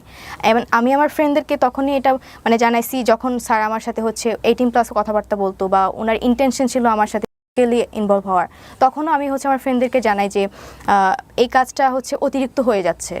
স্যার যখন আমাকে এরকম অফার করতেছে বা এরকম কথা বলতেছে, তখন আমি আমার ফ্রেন্ডদেরকে বলে আমি এটাতে আর মানে বেশি দূর যেতেই চাই না। ঠিক আছে, এটা আমি আমার ফ্রেন্ডদেরকে জানাই রাখছিলাম। অ্যান্ড তারপরে হচ্ছে আমি স্যারের সাথে সব কিছু ক্লিয়ার করি ওই দিন 14 তারিখ। আপনি এতদিন পরে কেন আছে এই বিশেষ করে আমার এই প্ল্যাটফর্মে আসলেন, আমাকে পোক করলেন যে ভাইয়া আমি গল্পটা বলতে চাই, কেন করলেন? এখন হচ্ছে আমি আসছি এই কারণে যে মানুষ আমাদের প্রায় হচ্ছে এই ঘটনার 1 বছর হয়ে গেছে।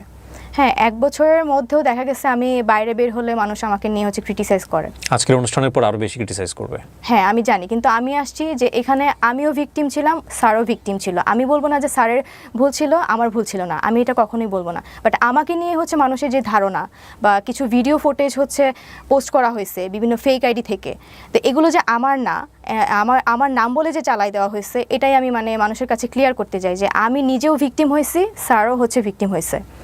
এখন আমিও তো কারোর বোন, আমিও তো কারোর মেয়ে। এখন তাদের বোনের সাথে যদি এরকম একটা ঘটনা ঘটতো, তারা কি এইভাবে এই জিনিসটাকে নিয়ে হচ্ছে ভাইরাল করতে পারতো? বা কোথায় থামতেন আপনারা যদি এটা ফ্ল্যাশ না হইতো? সোশ্যাল মিডিয়াতে ধরেন আসলোই না কখনো, ফেসবুকে এটা, আপনি থামতেন কোথায়? আমি তখনই থেমে যেতাম, 14 তারিখেই থেমে যেতাম। এই গল্পের অনেকগুলো অ্যাঙ্গেল আছে। হ্যাঁ, প্রথম কথা হচ্ছে আমাদের প্রত্যেকেরই ব্যক্তি জীবন আছে, প্রত্যেকেরই আছে। আজকে যারা এখানে দেখে ওকে মূল্যায়ন করবেন তাদের সবার আছে, আমার আছে, আপনার আছে। কিন্তু কারো ব্যক্তিগত জীবন সোশ্যাল মিডিয়াতে ভাইরাল করে দেওয়া, এক্সপোজ করে দেওয়া 2024 সালের মতো এরকম একটা সময় এসে, এটা ভয়ঙ্কর রকমভাবে ক্রাইম। হ্যাঁ, যিনি কাজটা করেছেন বা যারাই কাজটা করেছেন, এটা প্রথমত অন্যায় করেছেন, এটা হচ্ছে বিষয়। আর দ্বিতীয়ত বিষয় হচ্ছে আমরা এই ঘটনার প্রেক্ষাপটে কোনো জাজমেন্টে যাব না কে সত্য ছিল কে মিথ্যা ছিল।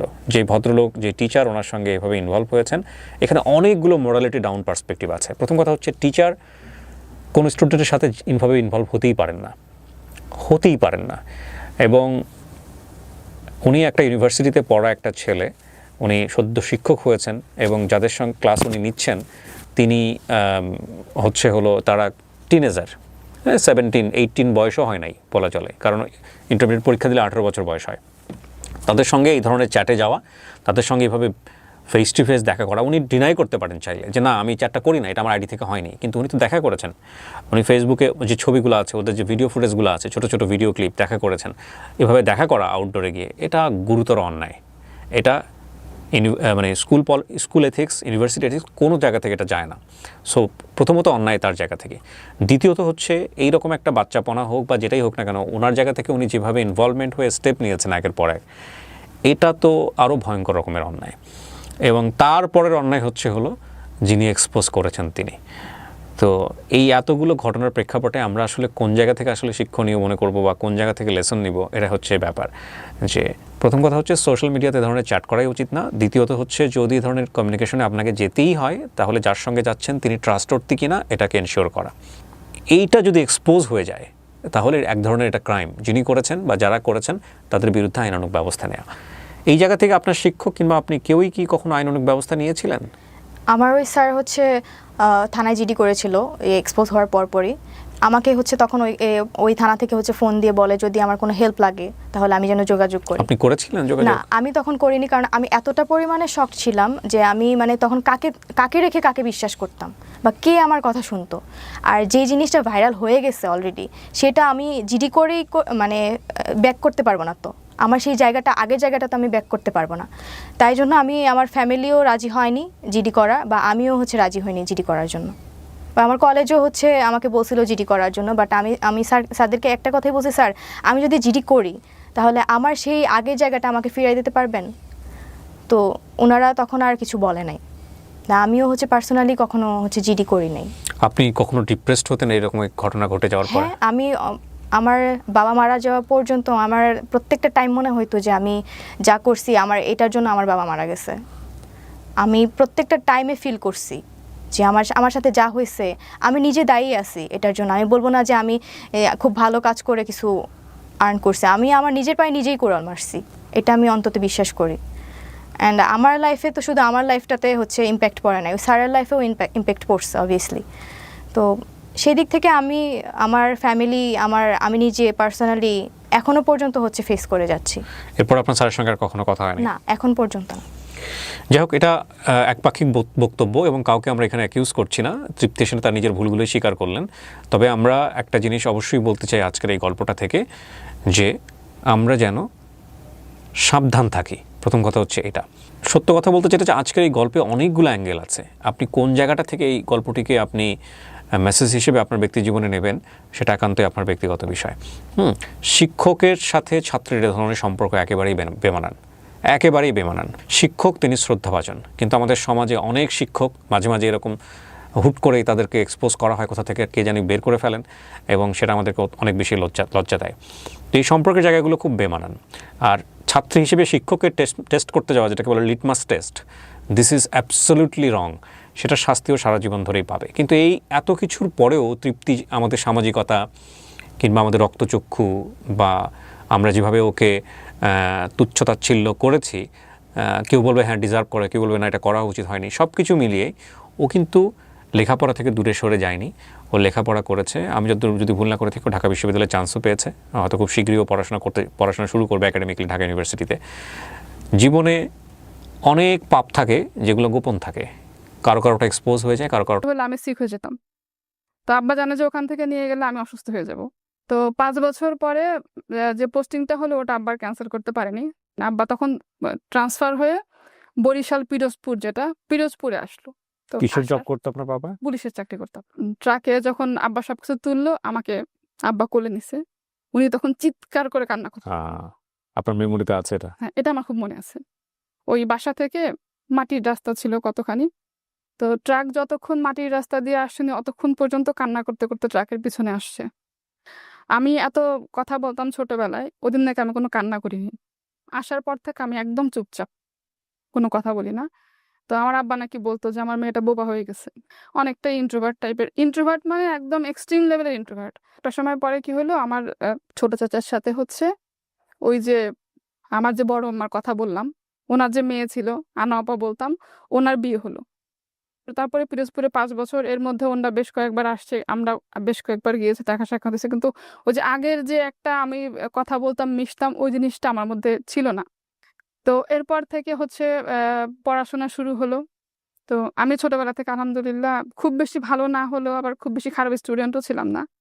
কেন যেন ছোটবেলা থেকে মনে হতো কি বড় বোন আদরটা বেশি পাচ্ছে, আমি কম পাচ্ছি, সবকিছু থেকে আমি বঞ্চিত হচ্ছি। ক্লাস 3 কি 4 যখন পড়ি তখন হচ্ছে পিরোজপুর শিশু একাডেমিতে হাতের লেখায় আমি সেকেন্ড হই। তখন সেকেন্ড পুরস্কার পেয়ে আসলাম, অনেকগুলা বই, তারপর হচ্ছে কলম, তারপরে হয়তো আরো কিছু ছিল সাথে। ক্লাস 5 পর্যন্ত ওখানে পড়ছি। তো 5 এর অর্ধেক বছর তখন আমরা গোপালগঞ্জ চলে আসছি। গোপালগঞ্জ ওখানে 3 বছর ছিলাম। তো 98-এ যে বন্যাটা হলো, ওই বন্যার সময় হচ্ছে আমার স্কলারশিপ দেওয়ার কথা ছিল, তো 5-এ তখন দিতে পারিনি। 2001 সালে আমরা ঢাকায় আসি, 8-এর মাঝামাঝি সময়টাতে। আমি আমার বড় বোন যেহেতু পিঠাপিঠি ছিলাম, পড়াশোনা করছি একই সাথে একই ক্লাসে, তো ভর্তি করায় দেয়। তো ওখানে হচ্ছে আমি 8-এ সেকেন্ড টার্ম পরীক্ষা দিই। সেকেন্ড টার্ম পরীক্ষাতে রেজাল্ট মাশাআল্লাহ ভালো হয়। তো আমাদের বিজ্ঞান স্যার ছিল লিটন স্যার, একটা বেত নিয়ে সবসময় ঢুকতো বিজ্ঞান ক্লাস নিতে গেলে। স্যারের ইয়াটাই ছিল যে আমি আজকে ক্লাসে আসছি মানে সবাইকে একটা হলো পিটুনি খেতে হবে। পিটুনি খেতে হবে। হ্যাঁ, তো এসে বলতো একটা পৃষ্ঠা বা 2টা পৃষ্ঠা এরকম পড়া দিচ্ছি, এটা পড়ো, এখান থেকে শর্ট কোশ্চেন ধরবো। হুম। তো এরকম ধরতো, সবাই মার খেত। হ্যাঁ, আলহামদুলিল্লাহ আমি কখনো স্যারের কাছে মার খাইনি। আমি 1 পৃষ্ঠা হলে পড়লো, একটা প্রশ্ন করলো, আমি আনসার দিতে পারতাম। তো এইটা যখন স্কলারশিপে রেজিস্ট্রেশন হবে তখন হচ্ছে স্যার আমাকে বলছে কি, শিমুল তোমার রেজাল্ট তো ভালো, তুমি স্কলারশিপে রেজিস্ট্রেশন করো। তো আমি বলছি ঠিক আছে স্যার, আমি বাসায় কথা বলবো। তো বাসায় কথা বলবো বলার পরে বাসায় এসে যখন বলছি, তো আব্বা মা বলছে দরকার নাই, বছরের মাঝখানে আসছো, ভালো করে পড়াশোনা করতে পারো না। তো আমি স্যারকে যে কথা বলছি, তো স্যার কি করছে, যেদিন তুমি রেজিস্ট্রেশন লাস্ট ডেট, ওদিন আমাকে বলতেছে কি চলো তোমার বাসায় যাবো।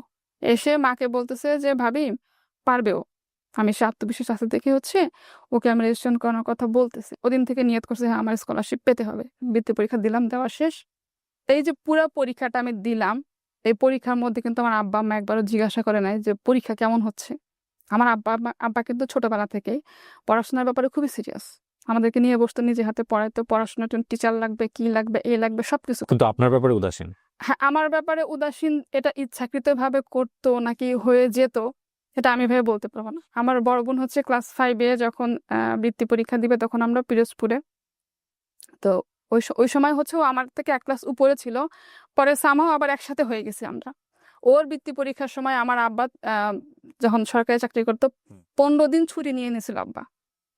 আমার ছোট চাচা নরসিংদী পলাশ সার কারখানায় কেমিস্ট ছিল, চাচা নরসিংদী থেকে চলে গেছে পিরোজপুরে। মানে বড়জনের জন্য এই পরিমাণ অ্যাটেনশন, হ্যাঁ। সেটা ঠিক রিভার্স ছিল Reverse ওনার জন্য। আমার জন্য। সেটা পরে আমার বোন বলছে, বলে তুই তো অনেক ভদ্র ছিলি, পড়াশোনা করতি, এই জন্য তোর খেয়াল রাখতো না। আমি তো অনেক ডান পিঠে তাই ছিলাম, হয় নাকি? এত বেশি তো হওয়ার। পড়াশোনা কোনো আগ্রহ ছিল না, এই জন্য আব্বা আমাকে গার্ড দিয়ে দিয়ে রাখতো যাতে করে আমি একটু পড়াশোনা করি, তুই তো এমনি করিস। হ্যাঁ, এই জিনিসগুলো আমি জাস্ট আমার আক্ষেপ থেকে বলতেছি, বাট আমার এটা নিয়ে কোনো অভিযোগ নাই। পরীক্ষা শেষ যখন, ওদিন রাতে আব্বা এসে বলতেছে পরীক্ষা তো দিছো, পাবা কি বৃত্তি? তো আমি বলছি আব্বা যদি একজনও পাই আমি পাবো। ওকে। আব্বা গোপালগঞ্জ থেকে যখন ঢাকায় আসছে, আব্বা হঠাৎ করে চাকরি ছেড়ে চলে আসছে, আসার পরে পেনশনের টাকাটা নিয়ে আব্বা চেষ্টা করতেছে বিভিন্ন জায়গায় বিজনেস করার। যেহেতু গভর্নমেন্ট জব করছে, তার বিজনেসের কোনো অভিজ্ঞতা নাই, তার ব্যবসার কোনো অভিজ্ঞতা সো নাই। এটা ক্লাস 8-এ থাকা অবস্থায় আপনার বাবা পেনশনে চলে আসে। হ্যাঁ, আব্বা রিটায়ারমেন্টে চলে আসে। ওকে, পজিশন কি ছিল? আব্বা ছিল হচ্ছে সাব ইন্সপেক্টর। লাস্টে আবার পোস্টিং হয় ঢাকাতে। তা আব্বা বলে কেন আমি ঢাকায় পোস্টিং নিয়ে এই জব নিয়ে আমি যাব না, আমার জায়গা থেকে, আমার ইথিক্সের জায়গা থেকে আমি ঠিক থাকতে পারবো না, সেটা আমি যেহেতু করতে পারবো না, আমি চাকরি ছেড়ে দিব। অনেস্ট ছিল, এবং আমাদেরকে বলে গেছে তোমরা কখনো যদি সরকারি চাকরি করো, পুলিশের চাকরি করবে না।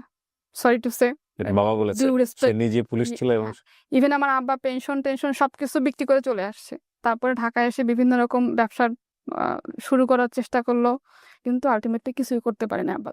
পরীক্ষার রেজাল্ট যেদিন দিল, ওই হচ্ছে আমার বোন আবার স্কুলে যায়নি, আমি স্কুলে গেছি, আমি জানতাম না দিন রেজাল্ট দিবে। তো লিটন স্যার কি করছে, খাতা রেজিস্টার খাতা নিয়ে প্রত্যেকটা ক্লাসে গিয়ে গিয়ে নাম্বার সহ বলতেছে নুরুন নাহার বাংলায় এত, ইংলিশে এত, ম্যাথে এত। তো আমার ক্লাসে এসেও বলছে, সবাই আমার দিকে তাকাচ্ছে, কিন্তু স্যারের ভয়ে কিছু বলতেছে না। দেখে আমিও চুপচাপ, আমি কিছু বলতেছি না, আমার মধ্যে কোনো এক্সাইটমেন্ট নাই, আমি চুপচাপ শুনে বসে আছি। তো স্যার কি করছে, সব বলে টলে অফিস রুমে গিয়ে, আমাদের বাসায় তখন TNT ফোন ছিল, ল্যান্ড ফোনে, স্যার ফোন করছে। ফোনটা ধরছে আমার বড় বোন। বড় বোন যখন শুনছে, ও খুশিতে বাসার কাপড় পরে স্কুলে চলে আসছে। এসে আমাকে বলতেছে কি তুই কি ক্লাসের মধ্যে বসে আছিস, তুই এত সুন্দর রেজাল্ট করে, আমি হলে তো মাঠে গিয়ে দৌড়াতাম, বলে আমাকে টেনে নিয়ে গেছে। কারণ আমার মধ্যে তো ওই জিনিসটা নাই যে আমি ভালো কিছু করতেছি সেটা আসলেই কি ভালো। এটা কিন্তু খুব ইম্পর্টেন্ট, বিকজ এই অ্যাপ্রিসিয়েশন মানুষের জীবনে খুব Right. জরুরি। অ্যাপ্রিসিয়েশনটা ফ্যামিলি থেকে ছিল না বলেই ওনার কিন্তু এই কনফিউজ মুভমেন্ট। জি। তারপরে তো আব্বা খুশি, আমাকে চেন কিনে দিল। তারপরে হচ্ছে সবাইকে পুরান ঢাকা থেকে মিষ্টি এনে, আমি তখন ক্যান্টনমেন্টে, আমি ঢাকায় এসে ক্যান্টনমেন্টে এসে ওখানেই এখন আছে। আব্বা তখন হচ্ছে পুরান ঢাকায় ইসলামপুরে 2টা কাপড়ের দোকান নিছে ওকে। ব্যবসার জন্য। তো ওখানেও ভালো করতে পারিনি। ক্লাস 9-এ যখন স্যার আমাকে জোর করে দেওয়া হলো সায়েন্স, আমি নিব না, না স্যার আমি পারবো না। 9-এ চলতেছে ভালোভাবে, কিন্তু আমি কথা বলতাম না, স্কুলেও কথা বলতাম না, বাসায়ও কথা বলতাম না, ওই যে ইন্ট্রোভার্ট টাইপের যেটা রয়ে গেছে, বাইরে গিয়েও কথা বলতাম না। আমার যে টিচার পড়াইতো, ওনার নাম ছিল মনা ভাই। তো মনা ভাই হচ্ছে আমাকে আর আমার বড় বোনকে একসাথে পড়াতো। আমার বড় বোন ছিল আর্টস, আমার ছিলাম সায়েন্স। তো মনা ভাই তখন রাগ হয়ে একদিন বাসা থেকে চলে গেছে, যে আঙ্কেল আমি খালি আপনার মেয়েকে আমি পড়াবো না, তুমি কথা বলে না, ওকে আমি পড়াবো না, এরকম টাইপের ছিলাম। বলতাম না, আমার কথা হচ্ছে আমি যেটা পারতেছি আমি লিখে দিচ্ছি, ফিজিক্স কেমিস্ট্রি আমি লিখে লিখে দিচ্ছি, কিন্তু আমি আবার আপনাকে বোঝাবো কেন। 9 গেল, ক্লাস 10-এ আমি যখন টেস্ট পরীক্ষার সময় হচ্ছে আমার টনসিল ইনফেকশন হলো, এটা ছোটবেলা থেকেই ছিল, ইমিডিয়েটলি অপারেশন করাইলো। করানোর পর তখন আমাকে ডাক্তার আব্বাকে বলে দিছে যে টানা 1 বছর কিন্তু ওর এরকম জ্বর ঠান্ডা কাশি থাকবে এবং সারাক্ষণ ঘুমাবে। আব্বা বলছে কি তাহলে তুমি এবার ম্যাট্রিক পরীক্ষাটা দিও না। তা আমি বলছি, না আব্বা আমি দেই, কারণ আমি কোনো ইয়ার গ্যাপ দিব না। যাই হোক পরীক্ষা দিলাম, কিন্তু পরীক্ষা দিছি পরে হচ্ছে আমি ঘুমায় পরীক্ষা দিছি এরকম টাইপের। তারপর আলহামদুলিল্লাহ যেটা করছে রেজাল্ট মোটামুটি ভালোই, খারাপ না। এরপরে ভর্তি হলাম ইন্টারে শাহিনে। ইন্টারে আমি চেঞ্জ করে ফেলছি, সায়েন্স থেকে কমার্সে চলে আসছি। তো ইন দ্য মিন টাইম আব্বার যে ব্যবসা কিন্তু দিন দিন খারাপ হচ্ছে। যেহেতু উনি ব্যবসায়ী ছিলেন না, অভিজ্ঞতা ছিল না। ম্যাট্রিক পরীক্ষার পরে আমি হচ্ছে এয়ারফোর্সের যে মহিলা কল্যাণ সমিতি, ওখানে 9 মাসের ট্রেনিং করি কাটিং এর উপরে। এরপর থেকে বাসায় বসে মেশিনে জামা কাপড় সেলাই করতাম, নিজেরটা করতাম। আশেপাশে মানুষ অর্ডার কাজ দিতে ভালো হতো দেখে আমার ওই টাকা দিয়ে আমি যে চলতাম। আমার তখন কিন্তু আব্বার অ্যাবিলিটি আছে, ওটা আমি চাইতাম না, যতটুকু থাকে ওটা দিয়ে আমি পূরণ করতাম। কি লক্ষ্মী একটা মেয়ে না, মানে গ্রাম আমাদের ফ্যামিলিতে কিন্তু এটাই বলে, যে থাকে না যে মা বলে খুব শখ করে যে আমার মেয়েটা খুব লক্ষ্মী। ওনার গল্প শুনে মনে হচ্ছে যে তখন পর্যন্ত উনি খুবই লক্ষ্মী একটা মেয়ে, জি। কোনো প্যারা নাই, মানে বাপ মায়ের না, কোনো প্যারা না। আমার প্যারা পাইনি ভাই। আমার আম্মা আমাকে বলতো যে তোকে মনে হয় আমি কখনো হাত ধরে লেখা শিখাইনি। যে তার বাচ্চা কাচ্চা আছে তারা রিলেট করতে পারবেন, এছাড়া পারবেন না। ইন্টার সেকেন্ড ইয়ারে যখন, হুম। তখন হচ্ছে আব্বা ব্যবসায় বড় সড়ো একটা লস হইলো। বাসায় বসা, আব্বার ভেতর চিন্তা, সারাক্ষণ শুধু চিন্তা করি, দুশ্চিন্তা কম করে চিন্তা করি বেশি আমি। তো আমি চিন্তা করতাম আব্বার কি হয়েছে। তো পরে আস্তে আস্তে আম্মা থেকে শুনতাম একটু। 6 সালে যখন ইন্টার পরীক্ষা দিব, তার 2-3 মাস আগে থেকে আমাদের ফিনান্সিয়াল অবস্থা মোটামুটি খারাপ বলাই যায়। 5 বছরে কিচ্ছু করতে পারিনি, বরং যে ক্যাশ টাকা ছিল সেগুলা হচ্ছে আব্বার সব লস করছে। লস। ভাইরা কি আপনাদের ছোট ছিল? সবার ছোট, 3 বোনের ছোট ভাই। সবাই পড়াশোনা করছে? সবাই পড়াশোনা করছে একসাথে। তার আগ পর্যন্ত আমরা কখনো দেখিনি যে আমাদের ফ্যামিলিতে কোনো সমস্যা। আমার আব্বা আমাদেরকে মানে ওই যে মাথায় রাখলে উকুনে খাবে, মাটিতে পড়লে পিঁপড়ে খাবে, এরকম করে বড় করছে। দায়িত্ব বোধটা আসলে কিন্তু আল্লাহ সবার মধ্যে দেন না। ইন্টার পরীক্ষা দিলাম, আলহামদুলিল্লাহ রেজাল্ট ভালো হলো। আমার বোনও তখন ভালো করছে, ওরা আমি একসাথে পরীক্ষা দিছি। ইন্টার পরীক্ষার পরে হচ্ছে সব ফ্রেন্ডরা ভার্সিটি কোচিংয়ে ভর্তি হবে। তো আমি তখন বুঝতে পারতেছি না যে আমি সামনে পড়াশোনা কন্টিনিউ করতে পারবো কি পারবো না। হঠাৎ করে আমাদের ফ্যামিলির অবস্থাটা এরকম আস্তে করে ডিভাইড হয়ে যাচ্ছে। অন্যান্য ফ্রেন্ডরা সবাই কোচিংয়ে ভর্তি হচ্ছে, আমাকে স্যার বলতেছে, আমি ভর্তি হইনি। তো স্যার বাসায় ল্যান্ড ফোনে ফোন করছে, আব্বাকে বলছে যে আঙ্কেল এরকম শিমুল তো ভালো স্টুডেন্ট, মাশাআল্লাহ রেজাল্ট ভালো মোটামুটি করছে, ওকে একটা ভার্সিটি কোচিংয়ে ভর্তি করে দিন, আমার রেফারেন্স আমি ভর্তি করে দিচ্ছি, হয়তো ভালো কোথাও চান্স পাবে। তো আব্বা বলে কি যে ওকে জিজ্ঞাসা করেন ও কি বলে। আমি বলছি না আব্বা আমি ভর্তি হব না, কারণ আমার তখন মাথায় কাজ করতেছে আমার কিছুটা করতে হবে। আমি যদি ভার্সিটি কোচিংয়ে ভর্তি হই আমি তো সেই কাজটা করতে পারবো না। আমার এখন আছে যে আমি টিউশনই করব। ওই যে আমার স্যার ছিল আমাকে দিয়ে যে স্কলারশিপ দেওয়ালো ক্লাস 8-এ, ওই স্যার একটা কিন্ডারগার্টেন স্কুল ওপেন করছে। আমাকে বলছে শিমুল তুমি ওখানে জয়েন করো তোমার পরীক্ষার পরে। পরীক্ষা দিয়ে পরের দিনকে ওই স্কুলে আমি জয়েন করছি। কি হিসেবে? টিচার হিসেবে? 700 টাকা বেতন 2006 সালে। তারপর হচ্ছে এই ব্যাপারটা কোচিংয়ে ভর্তি হয়নি। 2006 সালে 700 টাকা বেতন? হ্যাঁ, কিন্ডারগার্টেন স্কুল। 2006 সালে আমি রিলেট করতে পারি। 2006 সালে আমার রেডিও টুডেতে জয়েন, সো আমি 10,000 টাকা স্যালারি পাইতাম। স্কুলগুলোতে তো এমনিতে ভাই বেতন কম, এক্স্যাক্টলি। কেজি স্কুল যেগুলো। 10,000 টাকা তখন আমার কাছে অনেক টাকা, বাই দ্য ওয়ে, কারণ আমি তখন 1,500 টাকা দিয়ে ইউনিভার্সিটিতে চলতাম, ইউনিভার্সিটির হলে থাকতাম আর কি। সো 10,000 টাকা পাওয়ার পরে মনে হয়েছিল আমি এত টাকা দিয়ে কি করবো। সো আমি আপনাকে রিলেট করার চেষ্টা করছি আসলে 600-700 টাকা তখন কত টাকা? জি। কেজি স্কুল তো এমনিতে এখনো তো কিন্ডারগার্টেন স্কুলগুলোতে বেতন খুব একটা বেশি না। হ্যাঁ, তো সেই হিসেবে তখন 700 টাকা। প্রথম মাসে আমি যে কয়দিন কাজ করলাম 300 টাকা স্যালারি পাইছি। 300 টাকা মাইনাস হয়েছে প্লাস হ্যাঁ, হয়েছে 300 টাকা। প্রথম মাসে যে কয়দিন কাজ করছে ওই কয়দিনের টাকা, ওই টাকাটা এনে মার কাছে দিছি। মা খুব খুশি, আমার মেয়ের জীবনের প্রথম ইনকাম। আব্বা কেন যেন খুশি হয়নি, কারণ আব্বার ভিতরে ওই চিন্তা, সংসারের চিন্তা ভিতরে তার। সবাই ভর্তি হয়ে যাচ্ছে, সবার পড়াশোনা হয়ে যাচ্ছে, কোথাও ভর্তি হয়ে নাই। তারপরে কি করলাম, একদম লাস্টে এসে কোথাও কোনো কিছু না করে আমার বোন ভর্তি হলো তিতুমিরে, আর আমি কোথাও কিছু না করতে পেরে, কোথাও কোনো চান্স পরীক্ষা দিনে কোথায় চান্স পাবো না পেরে, লাস্টে আমি ভর্তি হলাম তেজগাঁ কলেজে ম্যানেজমেন্টে। তো ওই টাকাটাও হচ্ছে আমার খালাতো ভাই দিছিল ভর্তির ফি যেটা। তখন আব্বার অবস্থা খুবই খারাপ, আব্বা তখন আস্তে আস্তে করে অসুস্থ হচ্ছে। আমি স্কুলে জব করতেছি, প্লাস হচ্ছে স্কুলের পাশে কয়েকটা টিউশনে নিলাম। 12টা-1টা পর্যন্ত ক্লাস করার পরে আমি যদি ওখান থেকে বাসায় আসি, আমার যাওয়া আসা 5 টাকা 10 টাকা রিক্সা ভাড়া দিতে হবে। তখন সিঙ্গারা বোধহয় 3 টাকা করেছিল। স্কুল 12টা-1টার সময় যখন ছুটি হতো 2টা সিঙ্গারা কি স্কুলের বারান্দায় বসে থাকতাম। 3টা-4টার দিকে 2টা স্টুডেন্টকে পড়াইতাম। মানে তখন মোটামুটি আমার 4-5টা স্টুডেন্ট হয়ে গেছে। সারাদিন ঘুরে ওদেরকে পড়াইতাম। একবারে সন্ধ্যাবেলা বাসায় আসতাম। যদি স্টুডেন্টদের পড়াইতে গেলে নাস্তা দিত, সেটা খেতাম, খুবই স্বাভাবিক। এই নাস্তাটা কিন্তু আপনারা যারা দেন রেগুলার দিবেন প্লিজ। মাঝে মাঝে বন্ধ করলে এটা খুবই ব্রেনের ওপরে চাপ পড়ে এবং এটা আপনার বাচ্চার জন্যই ক্ষতিকর। আমি না, টিউশনি আমি করেছি তো আমি জানি। আমি এই কথাটা ভাই হাসতে হাসতে বলতেছি, কিন্তু সি দিস ইজ আমি দ্য সিচুয়েশন। জানি। আপনাকে আমি রিলেট করতে পারি, আমি ইউনিভার্সিটি টিউশনি করেছি তো আমি রিলেট করতে পারি। এটা খুবই ইম্পর্টেন্ট, এবং এমনও হতো যে পড়াচ্ছি কিন্তু খেয়াল আছে কখন নাস্তাটা আসবে, নাস্তাটা আসবে এবং এটা আপনাদের কাছে ইম্পর্টেন্ট না হলেও এটা খুবই খুবই ইম্পর্টেন্ট। এবং আপনার বাসায় যদি কোনো টিচার এরকম থাকে তার প্রতি আপনারা এই কনসেন্ট্রেশনটা দিবেন, এবং এটা খুব জরুরি। শুধুমাত্র এই মানে খাওয়া না, মাঝে মাঝে তাকে বোনাস দিয়ে দিন, মাঝে মাঝে তাকে ভালো কিছু গিফট করেন। হ্যাঁ, এটাতে আপনার সন্তান হেলদি থাকবে, এবং definitely it's a kind of সাদাকা আমি মনে করি। জি। তারপরে হচ্ছে ওই স্কুলটা আমার বাসা থেকে একটু পেছন দিকে ছিল। এর মধ্যে আবার আমার এলাকার আরেকটা ভালো স্কুল থেকে একটা অফার আসলো আপনি ম্যানেজমেন্টে ভর্তি হন? ম্যানেজমেন্টে। ওকে, ফাইন। তখনও আমি কিন্তু ভর্তি হইনি, এটা ভর্তি হওয়ার আগের কথা, রেজাল্টের পরে যখন স্কুল চেঞ্জ করলাম ওখানে চাকরি হয়ে গেল। ওখানে তখন 1200 টাকা বেতন। খুব একটা কলেজে আমি যেতাম না তখন, যে অনার্সে ভর্তি হলাম তেজগা কলেজে। তখন স্কুল বাসা থেকে একদম কাছে, স্কুলে যেতাম। স্কুল থেকে এসে গোসল করতে করতে 4 জন স্টুডেন্ট 4-5 জন আসতো, ওদেরকে পড়ানো শেষ করতে করতে আমি আবার খেতাম। ওদের পড়া শেষ করায় আমি আবার রেডি হয়ে ওদের সাথে বের হয়ে যেতাম। সব শেষ করে বাসায় আসতে আমার 8টা থেকে 9টা বাজতো। ওই সময়টাতে আমার আব্বা টোটালি অসুস্থ, বেডরিডেন মানে বিছানায় পড়া? একদম। আব্বার যেটা ছিল liver cirrhosis. In the mean time আব্বাকে অনেকবার ডাক্তার দেখানো হয়েছে, কেউ বলতো না যে আপনার লিভারের এই কন্ডিশন। 7 সালের থেকে আব্বাকে মাসে একবার হইলেও হাসপাতালে ভর্তি করতে হতো, কারণ যখন তখন আব্বার প্রচন্ড ব্যথা উঠতো, পেট ফুলে যেত, ব্যথা সহ্য করতে না পেরে মুখের মধ্যে হাত দিয়ে বমি করার চেষ্টা করতো একা একা। আশেপাশের বাসার মানুষজন দেখতো আব্বা কিভাবে চিৎকার করতেছে, অসহায়ত্ব, ওরে বাবা, বাবাদের অসহায়ত্ব সহ্য করা যায় না। দেখা যায় না।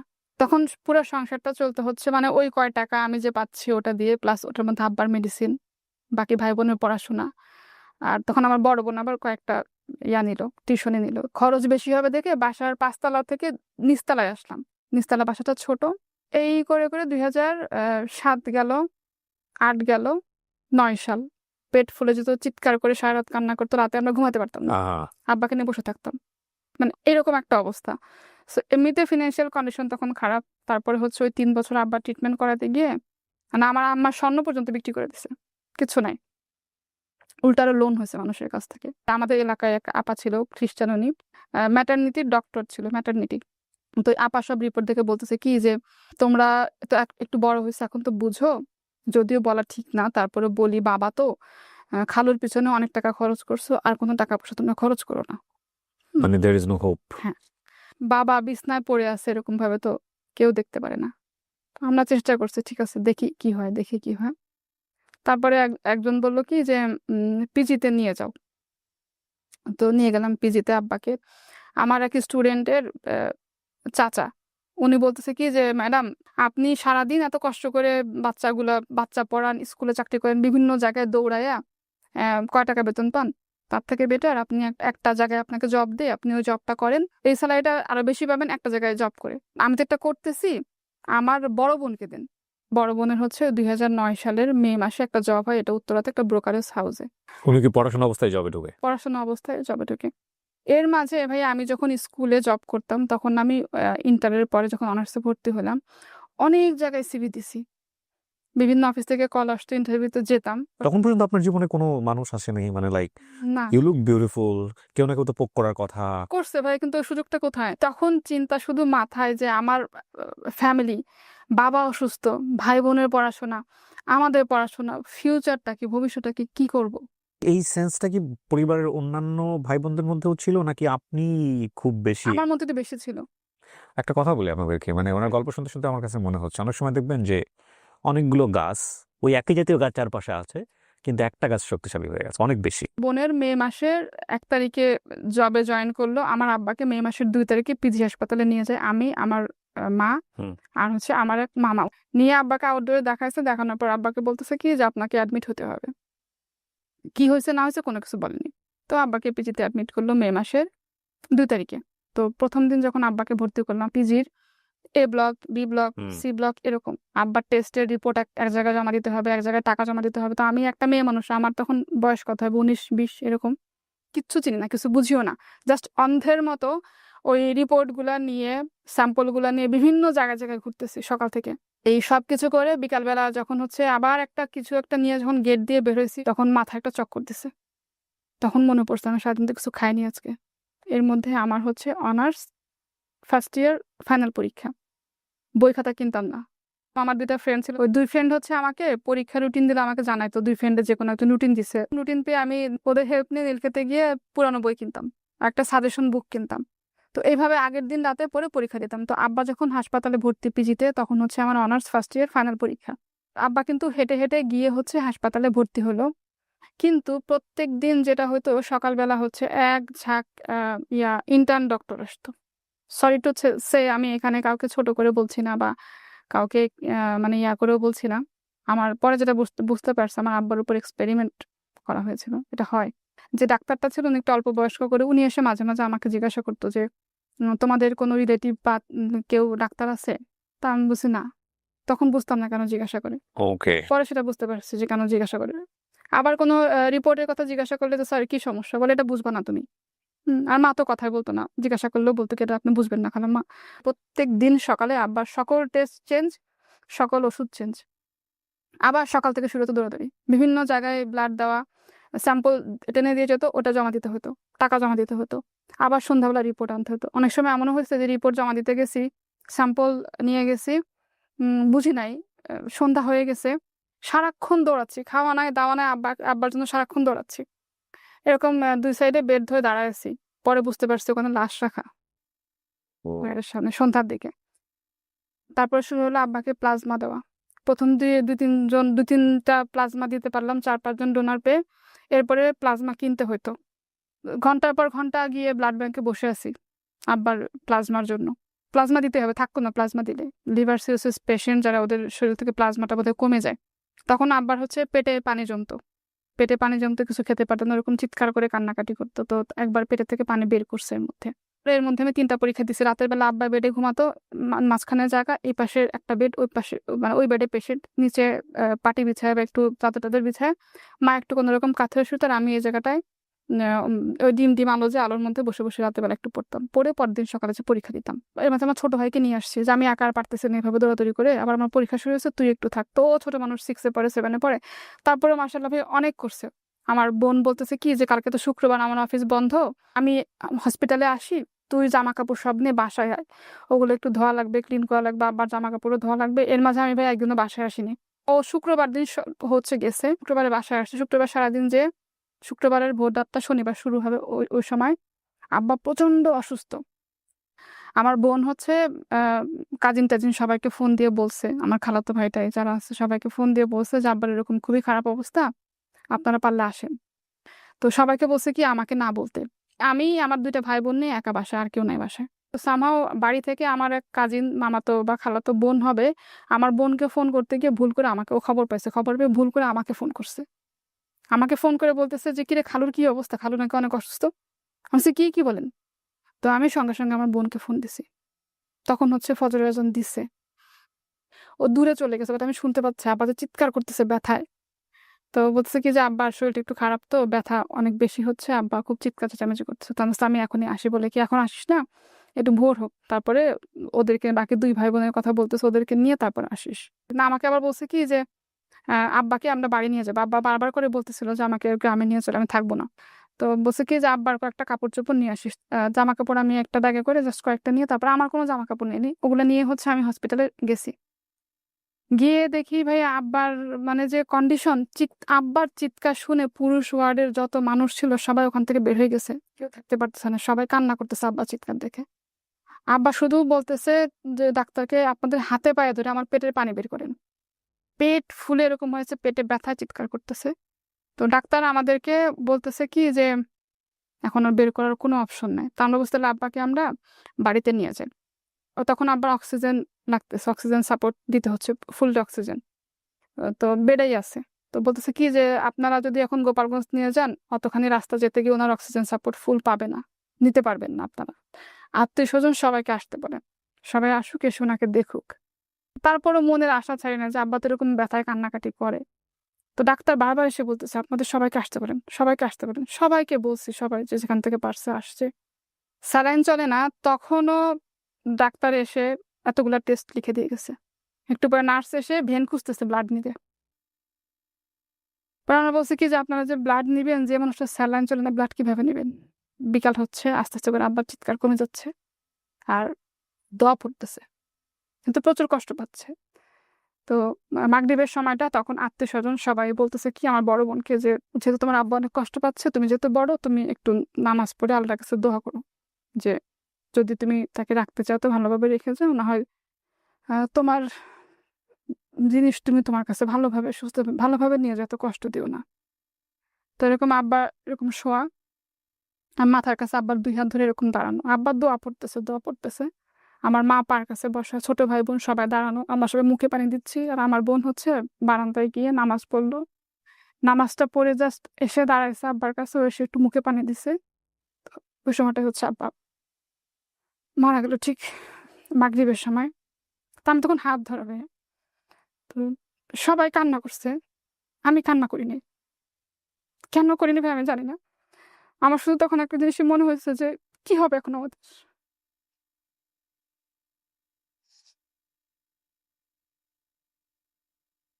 মানে আব্বা অসুস্থ ছিল, মাথার উপরে একটা তো ছায়া ছিল, মুরব্বি ছিল। তো সবাই আমার আব্বার জন্য কান্না করতেছে, আশেপাশের বেডের থেকে লোকজন, ওয়ার্ডের থেকে লোকজন দেখতে আসছে আব্বাকে। তো আত্মীয় স্বজন যারা আসতেছে সিঁড়ি থেকে চিৎকার করে, আমার ভাই বোন কান্না করতেছে। আমি আমার আব্বার লাশের পাশে বসে আছি, উঠি না ওখান থেকে। অনার্স কোন ইয়ারে তখন আপনি? First year. তখন হচ্ছে 3টা পরীক্ষা হয়েছে আমার। মে মাসের 23 তারিখে আব্বা মারা গেল। মানে আমরা ঢাকায় আসছি মেইনলি হচ্ছে আমার বড় খালা, আমার খালু জব করতো আর্মির, সেই খালা থাকতো ক্যান্টনমেন্টে, ওই সুবাদে আমাদের ক্যান্টনমেন্টে আসা। তো খালারা আমাদের মাথার উপর, ভাইয়েরা অনেক বড় একটা সাপোর্ট হিসেবে সবসময় ছিল। বড় বোনের তখন খালার ছোট ছেলের সাথে রিলেশন, ওই সময়টা ভাইয়েরা সবাই আসছে, হসপিটালের বিল টিল সব হচ্ছে ভাইয়েরা দিছে। তো ওদিকে আমার দাদি তখন অনেক অসুস্থ, দাদি তখন বেঁচে আছে, উনি তখন চোখে ভালো করে দেখে না। দাদি জানে যে আমার আব্বা অসুস্থ, বাট মারা গেছে, দাদিকে বলেনি, কেন আমার আব্বা হচ্ছে কি দাদির প্রথম সন্তান, বড়। 23 তারিখ সন্ধ্যা রানা দিয়ে 24 তারিখ ভোরবেলা হচ্ছে আমরা বাড়ি থেকে পৌঁছাইলাম। উঠানের মধ্যে বড় করে হচ্ছে সামিয়ানা টানায়। তো মনে করছে কি আব্বা যেহেতু অসুস্থ, বাড়িতে আসবে, আত্মীয় স্বজন সবাই দেখতে আসবে, দেখে বোধহয় এত আয়োজন করছে। আমার দাদি এটা মনে করতেছে, আমার চাচারা কেউ বলেনি। তো যখন আব্বা দাদি শুধু শুনছে যে ভোর রাতে অ্যাম্বুলেন্সটা ঢুকছে, আমাদের বাড়ির দাদি বাড়ির পাশে হচ্ছে একদম মেইন রোড, অ্যাম্বুলেন্সটা ঢুকছে, আমার দাদি তখন আস্তে আস্তে করে বের হয়েছে। যখন দেখলো যে আব্বার কফিনটা বের করছে, তখন তো সে বুঝছে যে আব্বা নেই। তখন তো আমার দাদি মাথা ঘুরে পড়ে গেছে এখানে। 24 তারিখ সকালে হচ্ছে আমরা আব্বার দাফন করলাম। 2009 সালের 25 মে আইলা হয়েছিল। তো আমার হচ্ছে 3টা পরীক্ষা হয়ে গেছে, ফার্স্ট ইয়ার ফাইনাল ম্যানেজমেন্ট পরীক্ষা 27 তারিখে। সবাই বলতেছে কি যদি যেহেতু বাবা মারা গেছে 1টা বছর গ্যাপ দাও। আব্বা তো যাওয়ার আল্লাহ নিয়ে গেছে, আমি 1টা বছর গ্যাপ দিয়ে আমার 1 বছর পড়াশোনার খরচকে চালাবে। তো আমি শুনি না কারো কথা। পরে হচ্ছে আমার আম্মা বলে ঠিক আছে যেহেতু যাবে। তো 24 তারিখ বিকালে বাদ আসর মিলাদ হবে, মিলাদের আগেই হচ্ছে খালাতো ভাই আর হচ্ছে আর মামাতো ভাইয়ের সাথে একসাথে রওনা দিলাম। সন্ধ্যা হলো ফেরিঘাটে আসতে আসতে, তখন তো সেতু ছিল না। ফেরিঘাটে যখন আসলাম যে ফেরি পার হয়ে আসবো, তখন সন্ধ্যা হয়ে গেছে অলরেডি। তো যখন সন্ধ্যাবেলা ফেরিঘাটে গেলাম, ওদিকে দেখি কারেন্ট কিচ্ছু নাই, পুরো অন্ধকার। পদ্মার কথা বলছেন আপনি? পদ্মা। ফরিদপুরে একবার গিয়েছিলাম আমি, সারদা সুন্দরী মহিলা কলেজ, ওই কলেজে গিয়েছিলাম ডিবেটের জাজ করার জন্য। পদ্মা একবার পার হয়েছে রাতের বেলা, সে একটা অসম্ভব সুন্দর দৃশ্য। ফেরির উপরে উঠে দেখি ভাইয়া ওইখানে পাড়া দেওয়ার মতো জায়গা নাই। জানে যে সবাই আইলা হবে, বাড়িঘর ভেঙে যাবে, নদীর পাড়ের সবাই 3 তলা মনে করে ফেরির উপরে যেয়ে বসে আছে আশ্রয়ের জন্য।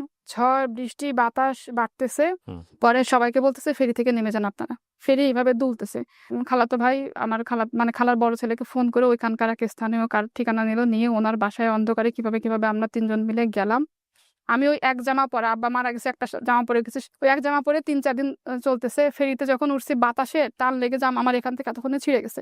আমি জামা এখানে এরকম গিট দিয়ে রেখে ওরকম ওড়না পেঁচায় ফিরে থেকে নামছি। তারপর যে বাসায় গেলাম, ওই বাসাটা পুরো হচ্ছে অন্ধকার, কারেন্ট নাই। ওরা আবার আমাদের দেখে খিচুড়ি টিচুড়ি রান্না করলো। আমার খালাতো ভাইয়ের ফ্রেন্ড ওখানকার, মানে নেতাটাতে এরকম কিছু একটা হবে। পরদিন সকালে রওনা দিলাম। 25 তারিখ রাত গেল, 26 তারিখ সকালে এসে পৌঁছাইছি ঢাকাতে। বাসায় একা থাকতে পারবো না, ভাইয়ের বাসায় গেছি। ওখানে রাতটা থেকে কোনো রকম পড়লাম। আমার ভাই বোন মা সবাই গ্রামে। পরের দিন যখন পরীক্ষার হলে গেছি, সবাই আমাকে দেখে অবাক হয়ে গেছে যে তোমার না বাবা মারা গেছে, তুমি কি করে আসটা পরীক্ষা দিতে? আমি কি পরীক্ষা দেবো? আমি শুধু পরীক্ষা দিতে টপ টপ করে চোখ দিয়ে পানি পড়তেছে। এর মাঝে আমার ছোট বোনটা যখন ম্যাট্রিক পরীক্ষা দেয়, আব্বা তখন অসুস্থ। ঝড়ের পরের দিন সকালে যখন গাড়িতে করে আবার ঢাকায় আসতেছি, তখন খবর পেলাম যে এসএসসি রেজাল্ট দিছে আমার বোনের, ছোট বোনের। তো ও হচ্ছে ভাই অনেক ভালো রেজাল্ট করছে আমাদের সবার থেকে, মাশাআল্লাহ। তারপর হচ্ছে আমার আম্মা ওরা সবাই ঢাকাতে ব্যাক করলো কিছুদিন পরে। তারপরে 2010 সালে আমি জয়েন করলাম বাইং হাউসে। আমার খালাতো ভাই একটা জবের ব্যবস্থা করে দেয় বাইং, মানে এটা কি আপনি অনার্সে পড়া অবস্থায়? অনার্সে পড়া অবস্থায়। বাইং হাউস বলতে যেটা হচ্ছে ওনারা বিভিন্ন ওয়ার্ডার নিয়ে আসে? অর্ডার নিয়ে আসে, হ্যাঁ। Okay, but as a parts of garments, গার্মেন্টসের জন্যই ওয়ার্ডার নিয়ে আসে, তাই তো? হুম, জি, হুম। তারপর? আমি যখন বাইং হাউসে জয়েন করি তখন বেতন হচ্ছে আমার 8,000 টাকা।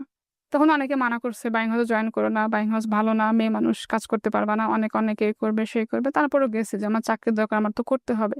তখন আমার বোন চাকরি ওটা করতেছে, কন্টিনিউ করতেছে, আর ছোট 2 ভাই বোনের পড়াশোনা চলতেছে। 8,000 টাকায় বেতন। তারপরে 6 মাস পরে এটা বাড়ায় আবার 12,000 টাকা করে দিল। তো বোন তখনও জব করতেছে, ও জব করে, ওর টাকাটাও ফ্যামিলিতে দেয়, আমার টাকাটাও হচ্ছে আমি চাকরি করে প্রত্যেক মাসে মার হাতে দিয়ে দিই। তো ভাই বোনের পড়াশোনা, সংসার খরচ, তারপরে বাবা নাই মাথার উপরে, এটা যে কত বড় একটা অভিশাপ। বাবা যদি অসুস্থ হয়ে বিছানায় পড়েও থাকতো, সেটাও অনেক বড় একটা ব্যাপার ছিল। ওদিন পহেলা বৈশাখ আমার মনে আছে। তো আমি হচ্ছে গোসল করে জাস্ট বের হয়েছি, চুলগুলো ছাড়া, হাতে মেহেদি নেওয়া। তো আমার বোন পরিচয় করায় দিচ্ছে যে এই যে রনি ভাই, ওনার সাথে আমার রাস্তায় দেখা হয়। আবার আমার মানে ওর 2টা টুইন বোন আছে, ওই বোন 2টা আমার সাথে ইন্টারে একসাথে পড়তো। হুম। তো ও বলতেছে কি, ওই যে ইতিসিতির ভাই রনি ভাই আমার সাথে রাস্তাঘাটে দেখা হওয়ার পরিচয়, ভাই একটা কাজে আসছে এখানে আমাদের বাসায় আসছে। তো আমি জাস্ট হ্যালো দিয়ে হাই দিয়ে আমি রুমে চলে গেছি। তারপরে একদিন অফিস থেকে আসার সময় গাড়ি থেকে উনি নামছে, আমিও নামছি, নেমে রিক্সা নিবো। তো বলতেছে কি যে তুমি শিমুল? নামছি, হ্যাঁ। বলে আমার সঙ্গে চলো, রিক্সায় যাই। তো রিক্সায় আসতেছে, কথা বলতেছে, গল্প করতেছে। তো আমি শুধু শুনতেছি, আমি কিছু বলতেছি না।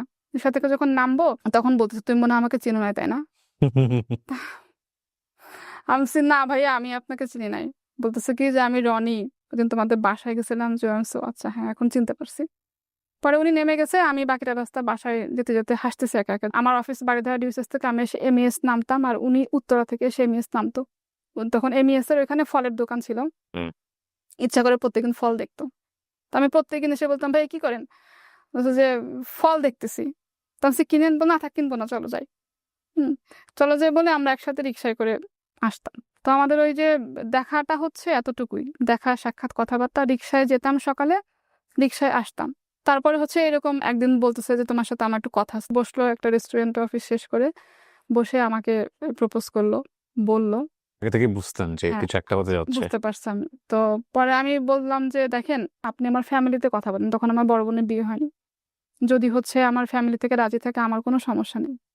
তো বলে ঠিক আছে, আমি কথা বলবো, সমস্যা নেই, বাট আমার তো একসাথে যাওয়া আসার পথে দেখা হচ্ছে, আমি তো যাওয়া আসা করতে পারি। আচ্ছা ঠিক আছে, এরকম। তো এভাবে করে যাওয়া আসা করতেছি, যাওয়া আসার পথে কথা বলতে বলতে একটা ভালো রিলেশন হয়ে গেলো। তখন থেকে রিলেশন আমাদের। হ্যাঁ, বাট ওই যে যে আমি তোমাকে ভালোবাসি, তুমি আমাকে ভালোবাসো, এরকম কখনো বলা হয়নি। হুম। হুম। আবার আমাদের কথা হয়তো খুবই কম। রাতে বাসায় আসতাম, অফিস থেকে আসছি, খাওয়া দাওয়া করছেন, আমি আপনি করে বলতাম। তুমিতে আসছি আমি অনেক পরে। খাওয়া দাওয়া করছেন, কি করতেছেন? ঘুমাচ্ছি, এই এতটুকুই শেষ কথাবার্তা। তো আমার বোন শুনছে যেন কার কাছে যে আমি ওর সাথে একসাথে আসতেছি, এসে আমার মার কাছে বলছে। তো এটা নিয়ে আমার মা আমাকে একটু বকা দিছে যে এরকম এরকম কেন এলাকার মধ্যে একসাথে এরকম যাওয়া আসা করে মানুষের দেখে, কথা বলে, এভাবে একসাথে যাওয়া আসা করবা না। এসে তো আমার এটা খুব রাগ লাগছে। তখন হচ্ছে আমি রাগ করে ওকে ওই কথাটা বলি যে এটা না, আমার বোন এই কথাটা বলছে, মাও রাগ করছে। তো ও ওদিন হয়তো অফিস বন্ধের দিন ছিল, বিকালে আমাদের বাসায় আসছে। বিকালে এসে আমার আম্মার সাথে কথা বলছে। বলছে কি, খালাম্মা, শিমুলকে হয়তো এই ব্যাপারে কিছু বলছেন, তো যদি আপনাদের কোনো সমস্যা না থাকে আমার ফ্যামিলি থেকে আমি সবাইকে পাঠাই। তখন ওর বড় ভাইয়েরও বিয়ে হয়নি, আমার ভাসুর যে ওকে। তারও বিয়ে হয়নি, আমার বড় বোনের বিয়ে হয়নি। তো বলতেছে যদি আপনারা চান তো আমাদের ফ্যামিলি থেকে সবাইকে পাঠাই। তো আমার মা বলে কি, দেখো বাবা, তুমি যে কথাটা বলছো এটাই অনেক বড় একটা ব্যাপার। হ্যাঁ, এলাকার ভিতরে একসঙ্গে যাওয়া আসা করো তো মানুষের কথাবার্তা বলে, এই কারণে আমি রাগ করছি। কিন্তু তুমি যে নিজ থেকে সে কথাটা বলছো, এটাতে আমি খুশি হয়েছি। বিয়ে শাদীর সময় হোক, আমরাই নিজ থেকে বলবো, কিন্তু চেষ্টা করে যাতে মানুষের কথাবার্তা না বলে। তো তারপর যখন আমার মা জানলো যে আমার খালাতো ভাই ছোটবেলাকার ফ্রেন্ড, আবার খালাতো ভাই ওরা একসাথে পাশাপাশি বাসায় থাকতো, আমার খালু আর ওর বাবা একসাথেই জব করতো, তখন আমার আম্মা একটু নিশ্চিত হয়েছে। এরপরে আমার বড় বোনের বিয়ে হলো, এরপরে ভাসুরেরও বিয়ে হলো, বোনের 10 সালে বিয়ে হলো। এই 11, 12, 2 বছরে ওদের বাসা থেকে আম্মাকে বলছে যে আমরা আসি। তাও আমা বলে কি, না, আমি এটা হুট করে কাউকে আনবো না, যখন বিয়ে দিব মেয়েকে তখন একবারে বলবো আসেন, বিয়ে দেওয়ার সময় হোক। যাই হোক, সবকিছু হওয়ার পর 2013 সালে হচ্ছে আমাদের বিয়ে হলো। সবকিছু সুন্দরভাবে ভালোভাবে বিয়ে শাদী হয়ে গেল। বিয়ে হওয়ার পরে জাস্ট তার পরের মাসেই হচ্ছে ভাই আমি কনসিভ করলাম। আমি জানি আমার মাথার উপরে কত বড় দায়িত্ব। আমি কিন্তু বিয়ের পরেও যে স্যালারিটা পাচ্ছি আমি আমার আম্মাকে সম্পূর্ণটা দিয়ে দিচ্ছি। এটা কি আপনার হাজবেন্ডের সঙ্গে আপনার মিউচুয়াল ডিল ছিল, মানে লাইক? ও জানতো যে আমার ফ্যামিলিতে সাপোর্ট হচ্ছে আমি আর আমার বড় বোন, সাপোর্ট দেওয়ার মতো কেউ না। তখনও ছোট ভাই বোন পড়াশোনা করে, আমরা যে বেতনের টাকাটা পাই ওই টাকাটা আম্মাকে দিই, ওটা দিয়ে হচ্ছে আমার আম্মা সংসার চালায়। বিয়ের পরে যদি আমি না দিই আমার আম্মা চলবে কিভাবে? এটা নিয়ে আমার আম্মা তখন চাইছিল যে আমাকে বিয়ে তো আগে দিবে না, কারণ আমি আলহামদুলিল্লাহ একটা ভালো জব করতাম তখন। তখন ওই বাইং হাউস চেঞ্জ করে জয়েন করলাম মাল্টিন্যাশনাল একটা কোম্পানিতে। আম্মা জানতে চাইতো ভালো একটা জায়গায় কাজ করে, কাজের প্রতি ডেডিকেশন আছে, ও ভালো করবে লাইফে। তা আম্মা চাইতো কি আমার বিয়েরও পরে হোক, আরো ভালো কিছু করি, ভাই বোনদের পড়াশোনা হোক। তো এই কারণেই হচ্ছে মানে বিয়েটা ওর ফ্যামিলি থেকে বারবার জোর দিচ্ছে না বিয়েটা হয়ে যাক, বিয়েটা হয়ে যাক। তারপরে বিয়ের পরে যখন আমি কনসেপ্ট করলাম 1 মাস পরেই তো আমার ননাসকে আর আমার শাশুড়িকে আমি বললাম, তোমার মাথার উপর অনেক বড় দায়িত্ব, তোমার ফ্যামিলির দায়িত্ব। সো তুমি যদি বেবি রাখতে পারো তো অবশ্যই রাখবা, আর যদি তুমি মনে করো তুমি এটা নিয়ে ক্যারি করতে পারবা না, তোমার জব ছাড়তে হবে, তাহলে তুমি ডিসিশন নেওয়া কি করবা? মানে জব ছাড়ার কথা একবার বলে না আমার হাজবেন্ড, শ্বশুরবাড়ির লোকজন কেউ বলেনি। তো আমি বলছি কি ঠিক আছে আমি একটু সময় নেই, কিন্তু আমার আম্মাকে বা আমার বোনকে কারো কাছে এখন এই কথা বলেন না। আমার শাশুড়ি এক্সাইটমেন্ট ধরে রাখতে না পেরে আমার আম্মাকে ফোন দিছে, বেন আপনি তো নানি হবেন। হ্যাঁ, তো আমার শাশুড়ি খুব খুশি। আমার আম্মা ওই কথা শুনে আম্মার প্রেশার বেড়ে গেছে যে যদি এখন মেয়ে চাকরি ছেড়ে দেয় সংসার চলবে কিভাবে। খুশির খবর নাকি টেনশনের খবর চিন্তা করেন? জি, আম্মা আবার ফোন করে আমার বোনকে বলছে, আমার বোন আমাকে ফোন দিয়ে এটা কেন করলি, এই করলি, সেই করলি, তো বলে পরে আবার বুঝাইছে যে দেখ যেহেতু হয়ে গেছে সাবধানে থাকিস। ও তখন বেবি নেওয়ার প্ল্যান করতেছে না, 3 বছর হয়ে গেছে ওর বিয়েরও, তখন বেবি নেয় নাই। অনেক বড় ভুল বোধহয় করে ফেলছি, তখন নিজের কাছে ফিল হচ্ছে এটা। পরে আমার ননাসরা বলতেছে কি করবো, তো আমি বলছি কি আপা দেখেন যেহেতু আল্লাহ দিছে, আমি বেবিটা রাখবো, এরকম কোনো ভুল ডিসিশন আমি নিতে পারবো না। 3 মাস পরের প্রথম যখন আল্ট্রাসাউন্ড করলাম, করে প্রথম ফোনটা আমার আম্মাকে দিছি। আম্মাকে ফোন করে বলছি কি যে মা বেবির হার্টবিট আসছে, আলহামদুলিল্লাহ ভালো আছে। আমার আম্মা বলতেছে কি কোনো কথা না, আগে পরে কোনো কথা না, অনেকের বাচ্চা তো 3 মাসে নষ্ট হয়ে যায়, দেখ তোরটা নষ্ট হয়ে যায় কিনা। তো তখন আমি মানে এটা আমার সারা জীবনের কষ্ট। প্রেগনেন্ট অবস্থায় একটা মায়ের জন্য কতখানি কষ্ট এটা আমি জানি। দেন আমি ফোন রেখে দিচ্ছি, আমি কোনো কথা আর বলিনি। তো হয়তো মার জায়গা থেকে মা ঠিক ছিল, আমি এই কথা কখনো কাউকে বলি না, আমার হাজবেন্ডও জানতো না। শাশুড়ি বলে কি তুমি তোমার মার বাসায় যাও, তুমি খাওয়া দাওয়া ঠিক মতো করতে পারতেছো না।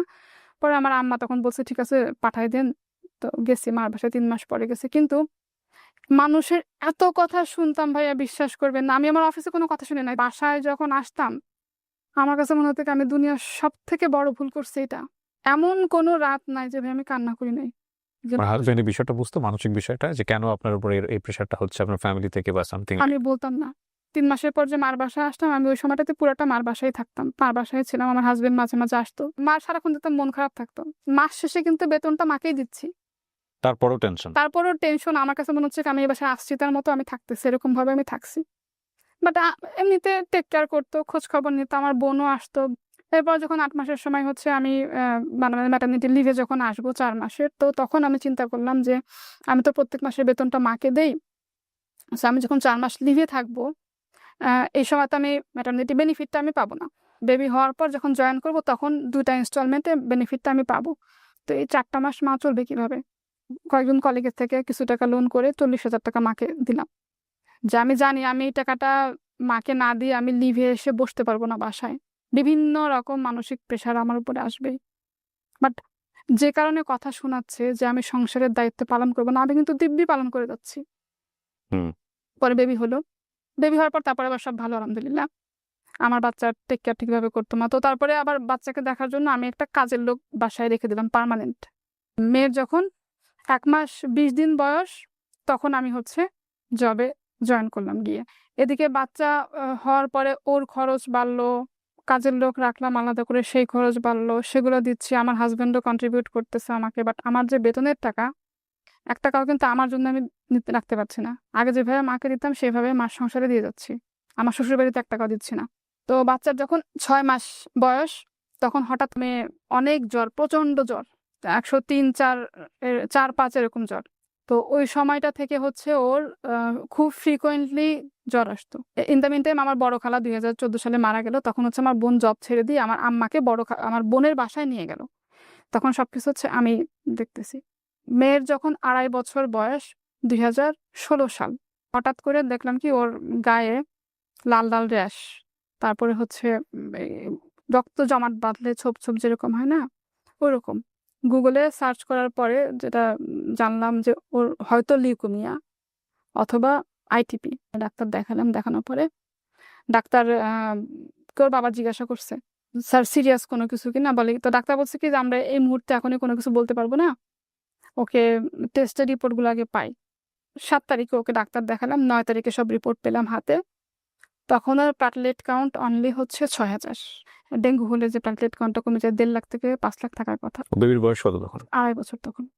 এই টেস্ট করতে হবে, এগুলো করতে হবে, এটার খরচ এরকম, তো ওকে ভর্তি করতে হবে। ওর বাবা খরচ তো পরের কথা, মেয়ের এই অবস্থা শুনে ওখানে বসে কান্নাকাটি শুরু করছে। ফোন দিয়ে আমাকে কান্না করতে করতে আর কিছু বলতে পারে না। তো সবাই মিলে বসে তখন ডিসিশন নিলাম যে ওকে শিশু হাসপাতালে ভর্তি করব। শিশু হাসপাতালে ভর্তি করলাম। ভর্তি করার পরে টেস্ট করার পর প্লাটলেট 9 তারিখে ছিল 6000, 10 তারিখে কমে সেটা হলো 3000। বিভিন্ন টেস্ট যা কিছু সবকিছু করালো। পরে আস্তে আস্তে ডাক্তার বলে এটা হচ্ছে আইটিপি। তো কাউকে বুঝাতে পারতাম না আসলে আইটিপি কি, ব্লাড ডিসঅর্ডার। এটা হচ্ছে 1 লাখে একটা বাচ্চার হয় বিশ্বে। ট্রিটমেন্ট শুরু করলো। ওরা বলছে এটা লেন্দি ট্রিটমেন্ট, অনেকদিন সময় লাগবে, কিন্তু আমাদের তখন ফিনান্সিয়াল অবস্থা কিন্তু এত বেশি ভালো না। এর মধ্যে ওকে প্রথমে স্টেরয়েড দিল। স্টেরয়েড যেটা খেলে হচ্ছে মানুষ মোটা হয়ে যায়। 1 সপ্তাহের মধ্যে ওর ওয়েট 3 গুণ বেড়ে গেল। তারপর হচ্ছে খাওয়ার রুচি বেড়ে গেল। 2.5 বছর বাচ্চা একটা মুরগি এক জায়গায় বসে খেয়ে ফেলতো। একটা সংগ্রাম শেষ তো আরেকটা সংগ্রাম শুরু। ইন দ্য মিন টাইম আমি কিন্তু অফিস আমার চলতেছে ওখানে বসে, মেয়ের স্যালাইন চলতেছে, ইনজেকশন চলতেছে, ও ঘুমাচ্ছে, আমি ল্যাপটপে বসে কাজ করতেছি। ইন দ্য মিন টাইম আমি স্যালারিটা পাচ্ছি, মেয়ের ট্রিটমেন্টের খরচ না দিয়ে আগে মাকে টাকা দিচ্ছি। 21 দিন পরে যখন হচ্ছে দেখি ওর কোনো ইমপ্রুভমেন্ট নাই, ডাক্তারকে বললাম যে আমরা ওকে নিয়ে যাবো, বলে কি আপনাদের বন্ড সই দিয়ে নেওয়া লাগবে, এই অবস্থায় বাচ্চাকে নিতে পারবেন না। তো বলছে তাহলে যেহেতু আপনার নিয়ে যাবেন আমরা আইভিআইজিটা করাই।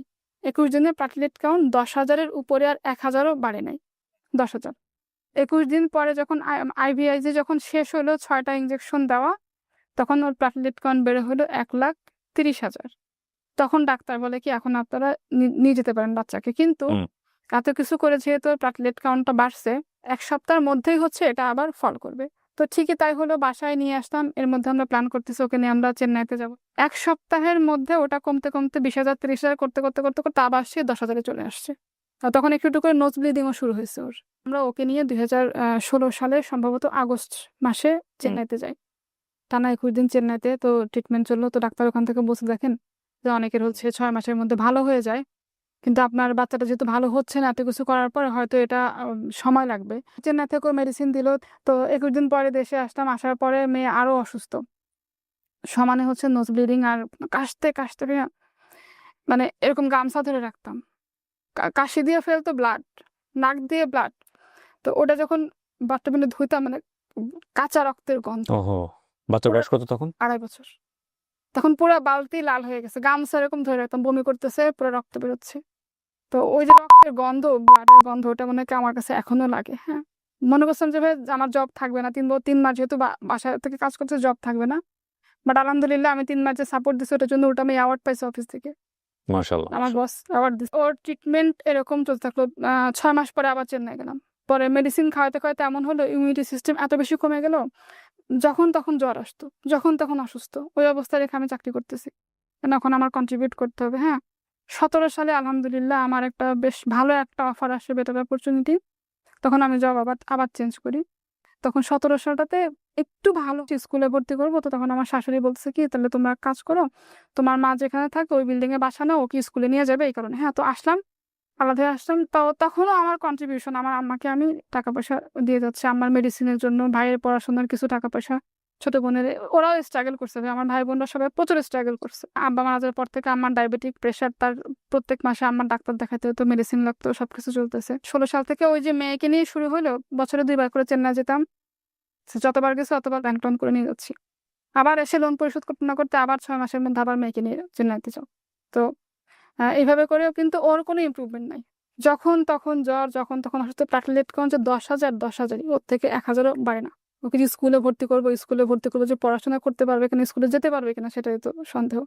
আবার ডাক্তার বলছে ওর কোথাও কাটলে সহজে ব্লাড বন্ধ হবে না, ব্যথা পেলে গোল গোল চাকা হয়ে যায়। ডাক্তার বলছে স্কুলে যদি ভর্তি করেন, যদি আল্লাহ না করুক ও খেলাধুলা করতে গিয়ে পড়ে যায়, মাথায় লাগলে ব্রেন হ্যামারেজ হবে, থাকবে না। এই অবস্থায় আপনি আপনার মানে ফ্যামিলি চালাচ্ছেন? তখন একটু কমে আসছে। প্রেসক্রিপশন আমি ভাবে চালে দেখাতে পারি, নিয়ে আসছি।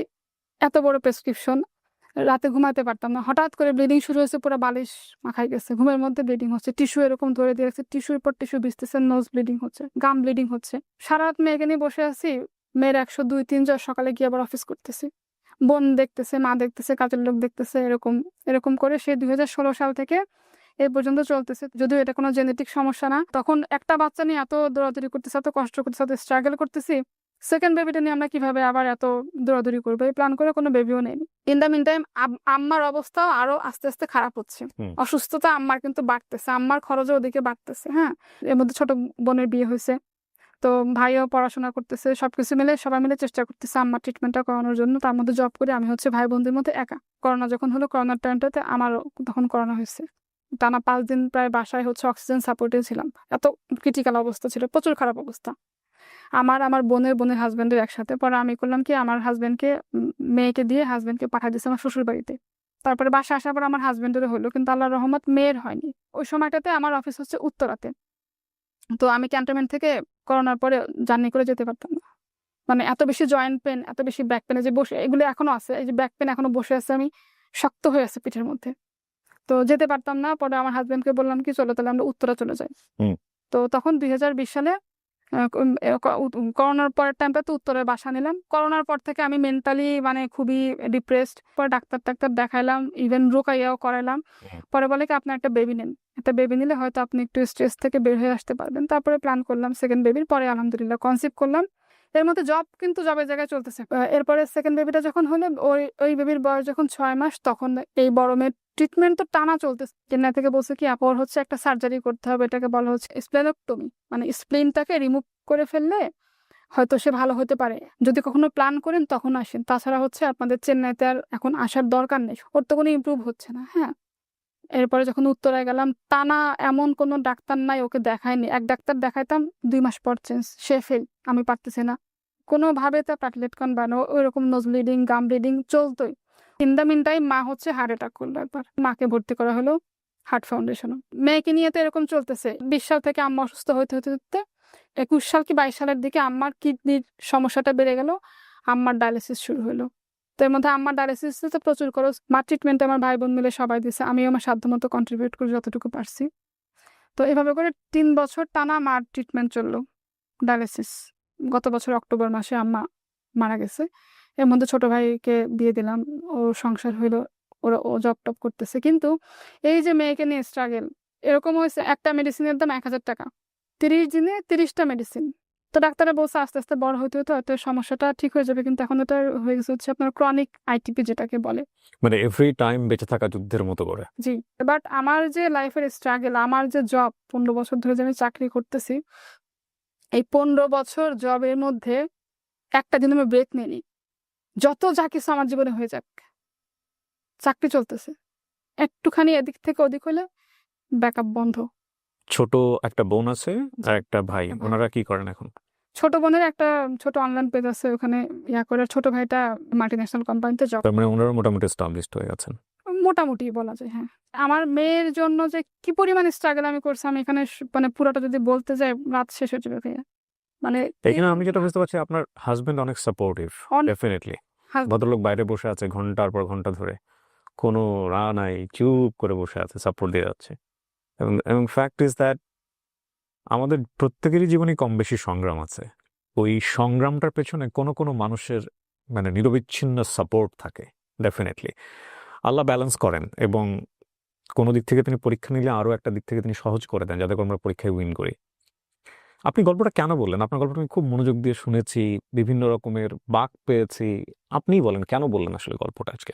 15 বছর জব করে আলহামদুলিল্লাহ আমি এখন যে পজিশনে আছি, আমি একটা ছোটখাটো ব্র্যান্ডে ম্যানেজার হিসেবে কাজ করছি। অনেকেই হয়তো যদি এই প্রোগ্রাম দেখে, অনেকে আমাকে চিনবে। আমি আমার দায়িত্ব থেকে কখনো বের হয়ে আসিনি। আমি যতখানি স্ট্রাগল করছি, আমি যে যুদ্ধ করছি, আমার জীবনে এমন সময় গেছে আমি চাইলে ভাই স্ট্রোক করতাম, বাট আমি শক্ত হয়ে দাঁড়াইছি। ভেঙে গেছি, আবার শক্ত হয়ে দাঁড়াইছি, না আমি ভাঙবো না, আমি দাঁড়াবো। টিল নাও সেই স্ট্রাগলটা করে যাচ্ছি। কিন্তু আমি আলহামদুলিল্লাহ আমার সংসার, আমার কাজের জায়গায় ডেডিকেশন, দায়িত্ব অ্যাকচুয়ালি আমি কোথাও কখনো সরিনি। আমার শ্বশুরবাড়ির মানুষজনকে যদি জিজ্ঞাসা করেন আমি কেমন, ওরাই বলবে। আমার হাজব্যান্ডের থেকে ওদের সাথে আমার সম্পর্ক ভালো। কিছু হলে আমাকে ফোন দিবে। সারাদিন পরে বাসায় গিয়ে আমি নিজে হাতে রান্না করি। আমার বাসায় হচ্ছে হেল্পিং হ্যান্ড আছে, যেহেতু বাচ্চাদেরকে রেখে আসি। আর বাসায় সিসি ক্যামেরা লাগানো পুরো বাসা, ওদেরকে দেখাশোনার জন্য। আমার কাজের মহিলা বলে কি, আপা আপনি কেন রান্না করেন, আপনি চাকরি করেন, এত বড় চাকরি, আপনার রান্না করার কি দরকার? আমি বলছি আমার ভালো লাগে না, বাচ্চারা সারাদিন পরে আমাকে পায়, হাজব্যান্ডকে রান্না করে খাওয়াবো, এটা তো আমার দায়িত্ব। জব করি বলে তো আমি দায়িত্ব এড়াতে পারবো না। এমন কোনো ঈদ নাই আমি আমার শ্বশুর বাড়ি, বাবার বাড়ি সবার জন্য কিনি নাই, করি নাই। যত কষ্ট হোক, যত সমস্যা হোক, আমার শাশুড়িকে, আমার আম্মাকে আমি একই রকম শাড়ি দিছি। আমার মেয়ে, আমার ননাসের মেয়েদের একই রকম ড্রেস কিনে দিছি, টিল নাও দেই। আমি পড়ি আর না পড়ি, আমার যে দায়িত্ব, আমি আমার দায়িত্ব থেকে কখনো এক চুলো বের হয়ে আসিনি। আমি কমপ্লায়েন্স নিয়ে কাজ করতাম, তো এখন হচ্ছে ট্রেনিং নিয়ে কাজ করছি, sexual harassment, women empowerment, gender equality. তো আমি জানি ভাইয়া মেয়েদের জীবনের স্ট্রাগলটা কতখানি কষ্ট। যারা গার্মেন্টস সেক্টরে কাজ করে ওইসব মেয়েদের ভিতরে যে কত কষ্ট। এই যে সুবিধা বঞ্চিত মেয়েরা আছে আমাদের সমাজে, যারা হচ্ছে ফ্যামিলি থেকে বিভিন্নভাবে বিতাড়িত, হাজব্যান্ডের সাপোর্ট নাই, শ্বশুরবাড়ির সাপোর্ট নাই, বিয়ের পরে বিভিন্ন অপবাদ নিয়ে চলতে হচ্ছে, ওরা যাতে ভেঙে না পড়ে, শক্ত হয়ে দাঁড়াক। কারণ প্রত্যেকটা মেয়ের একটা পরিচয় দরকার। আজকে আমি আমার পরিচয়ে পরিচিত। এই গল্প শুনে যাতে হাজারো মেয়ে ইন্সপায়ার্ড হোক। শুধু সংসার করা, বাচ্চা কাচ্চা লালন পালন করা এটা মেয়েদের কাজ না, যাতে করে আমাকে দেখে হাজারো নারী অনুপ্রেরণা পায়। হ্যাঁ, এবং আমার ইন ফিউচার ইচ্ছা আছে সুবিধাবঞ্চিত মেয়েদের নিয়ে কাজ করব। অনেক মেয়েরা আছে ভাইয়া ডিভোর্সি, যারা গার্মেন্টস সেক্টরে কাজ করে, ওদের লাইফের গল্প যে কি কষ্টের। কাজ করতেছে, ওয়াশরুমে গিয়ে মুখ টুক ধুয়ে কান্নাকাটি করে এসে আবার কাজে বসছে, ফ্যামিলির সমস্যা। চাকরি করতেছে, মাস শেষে বেতনটা হাজবেন্ড নিয়ে যাচ্ছে, অথচ সে কিন্তু ফ্যামিলির জন্য করতেছে। তার ডিসিশন দেওয়ার কোনো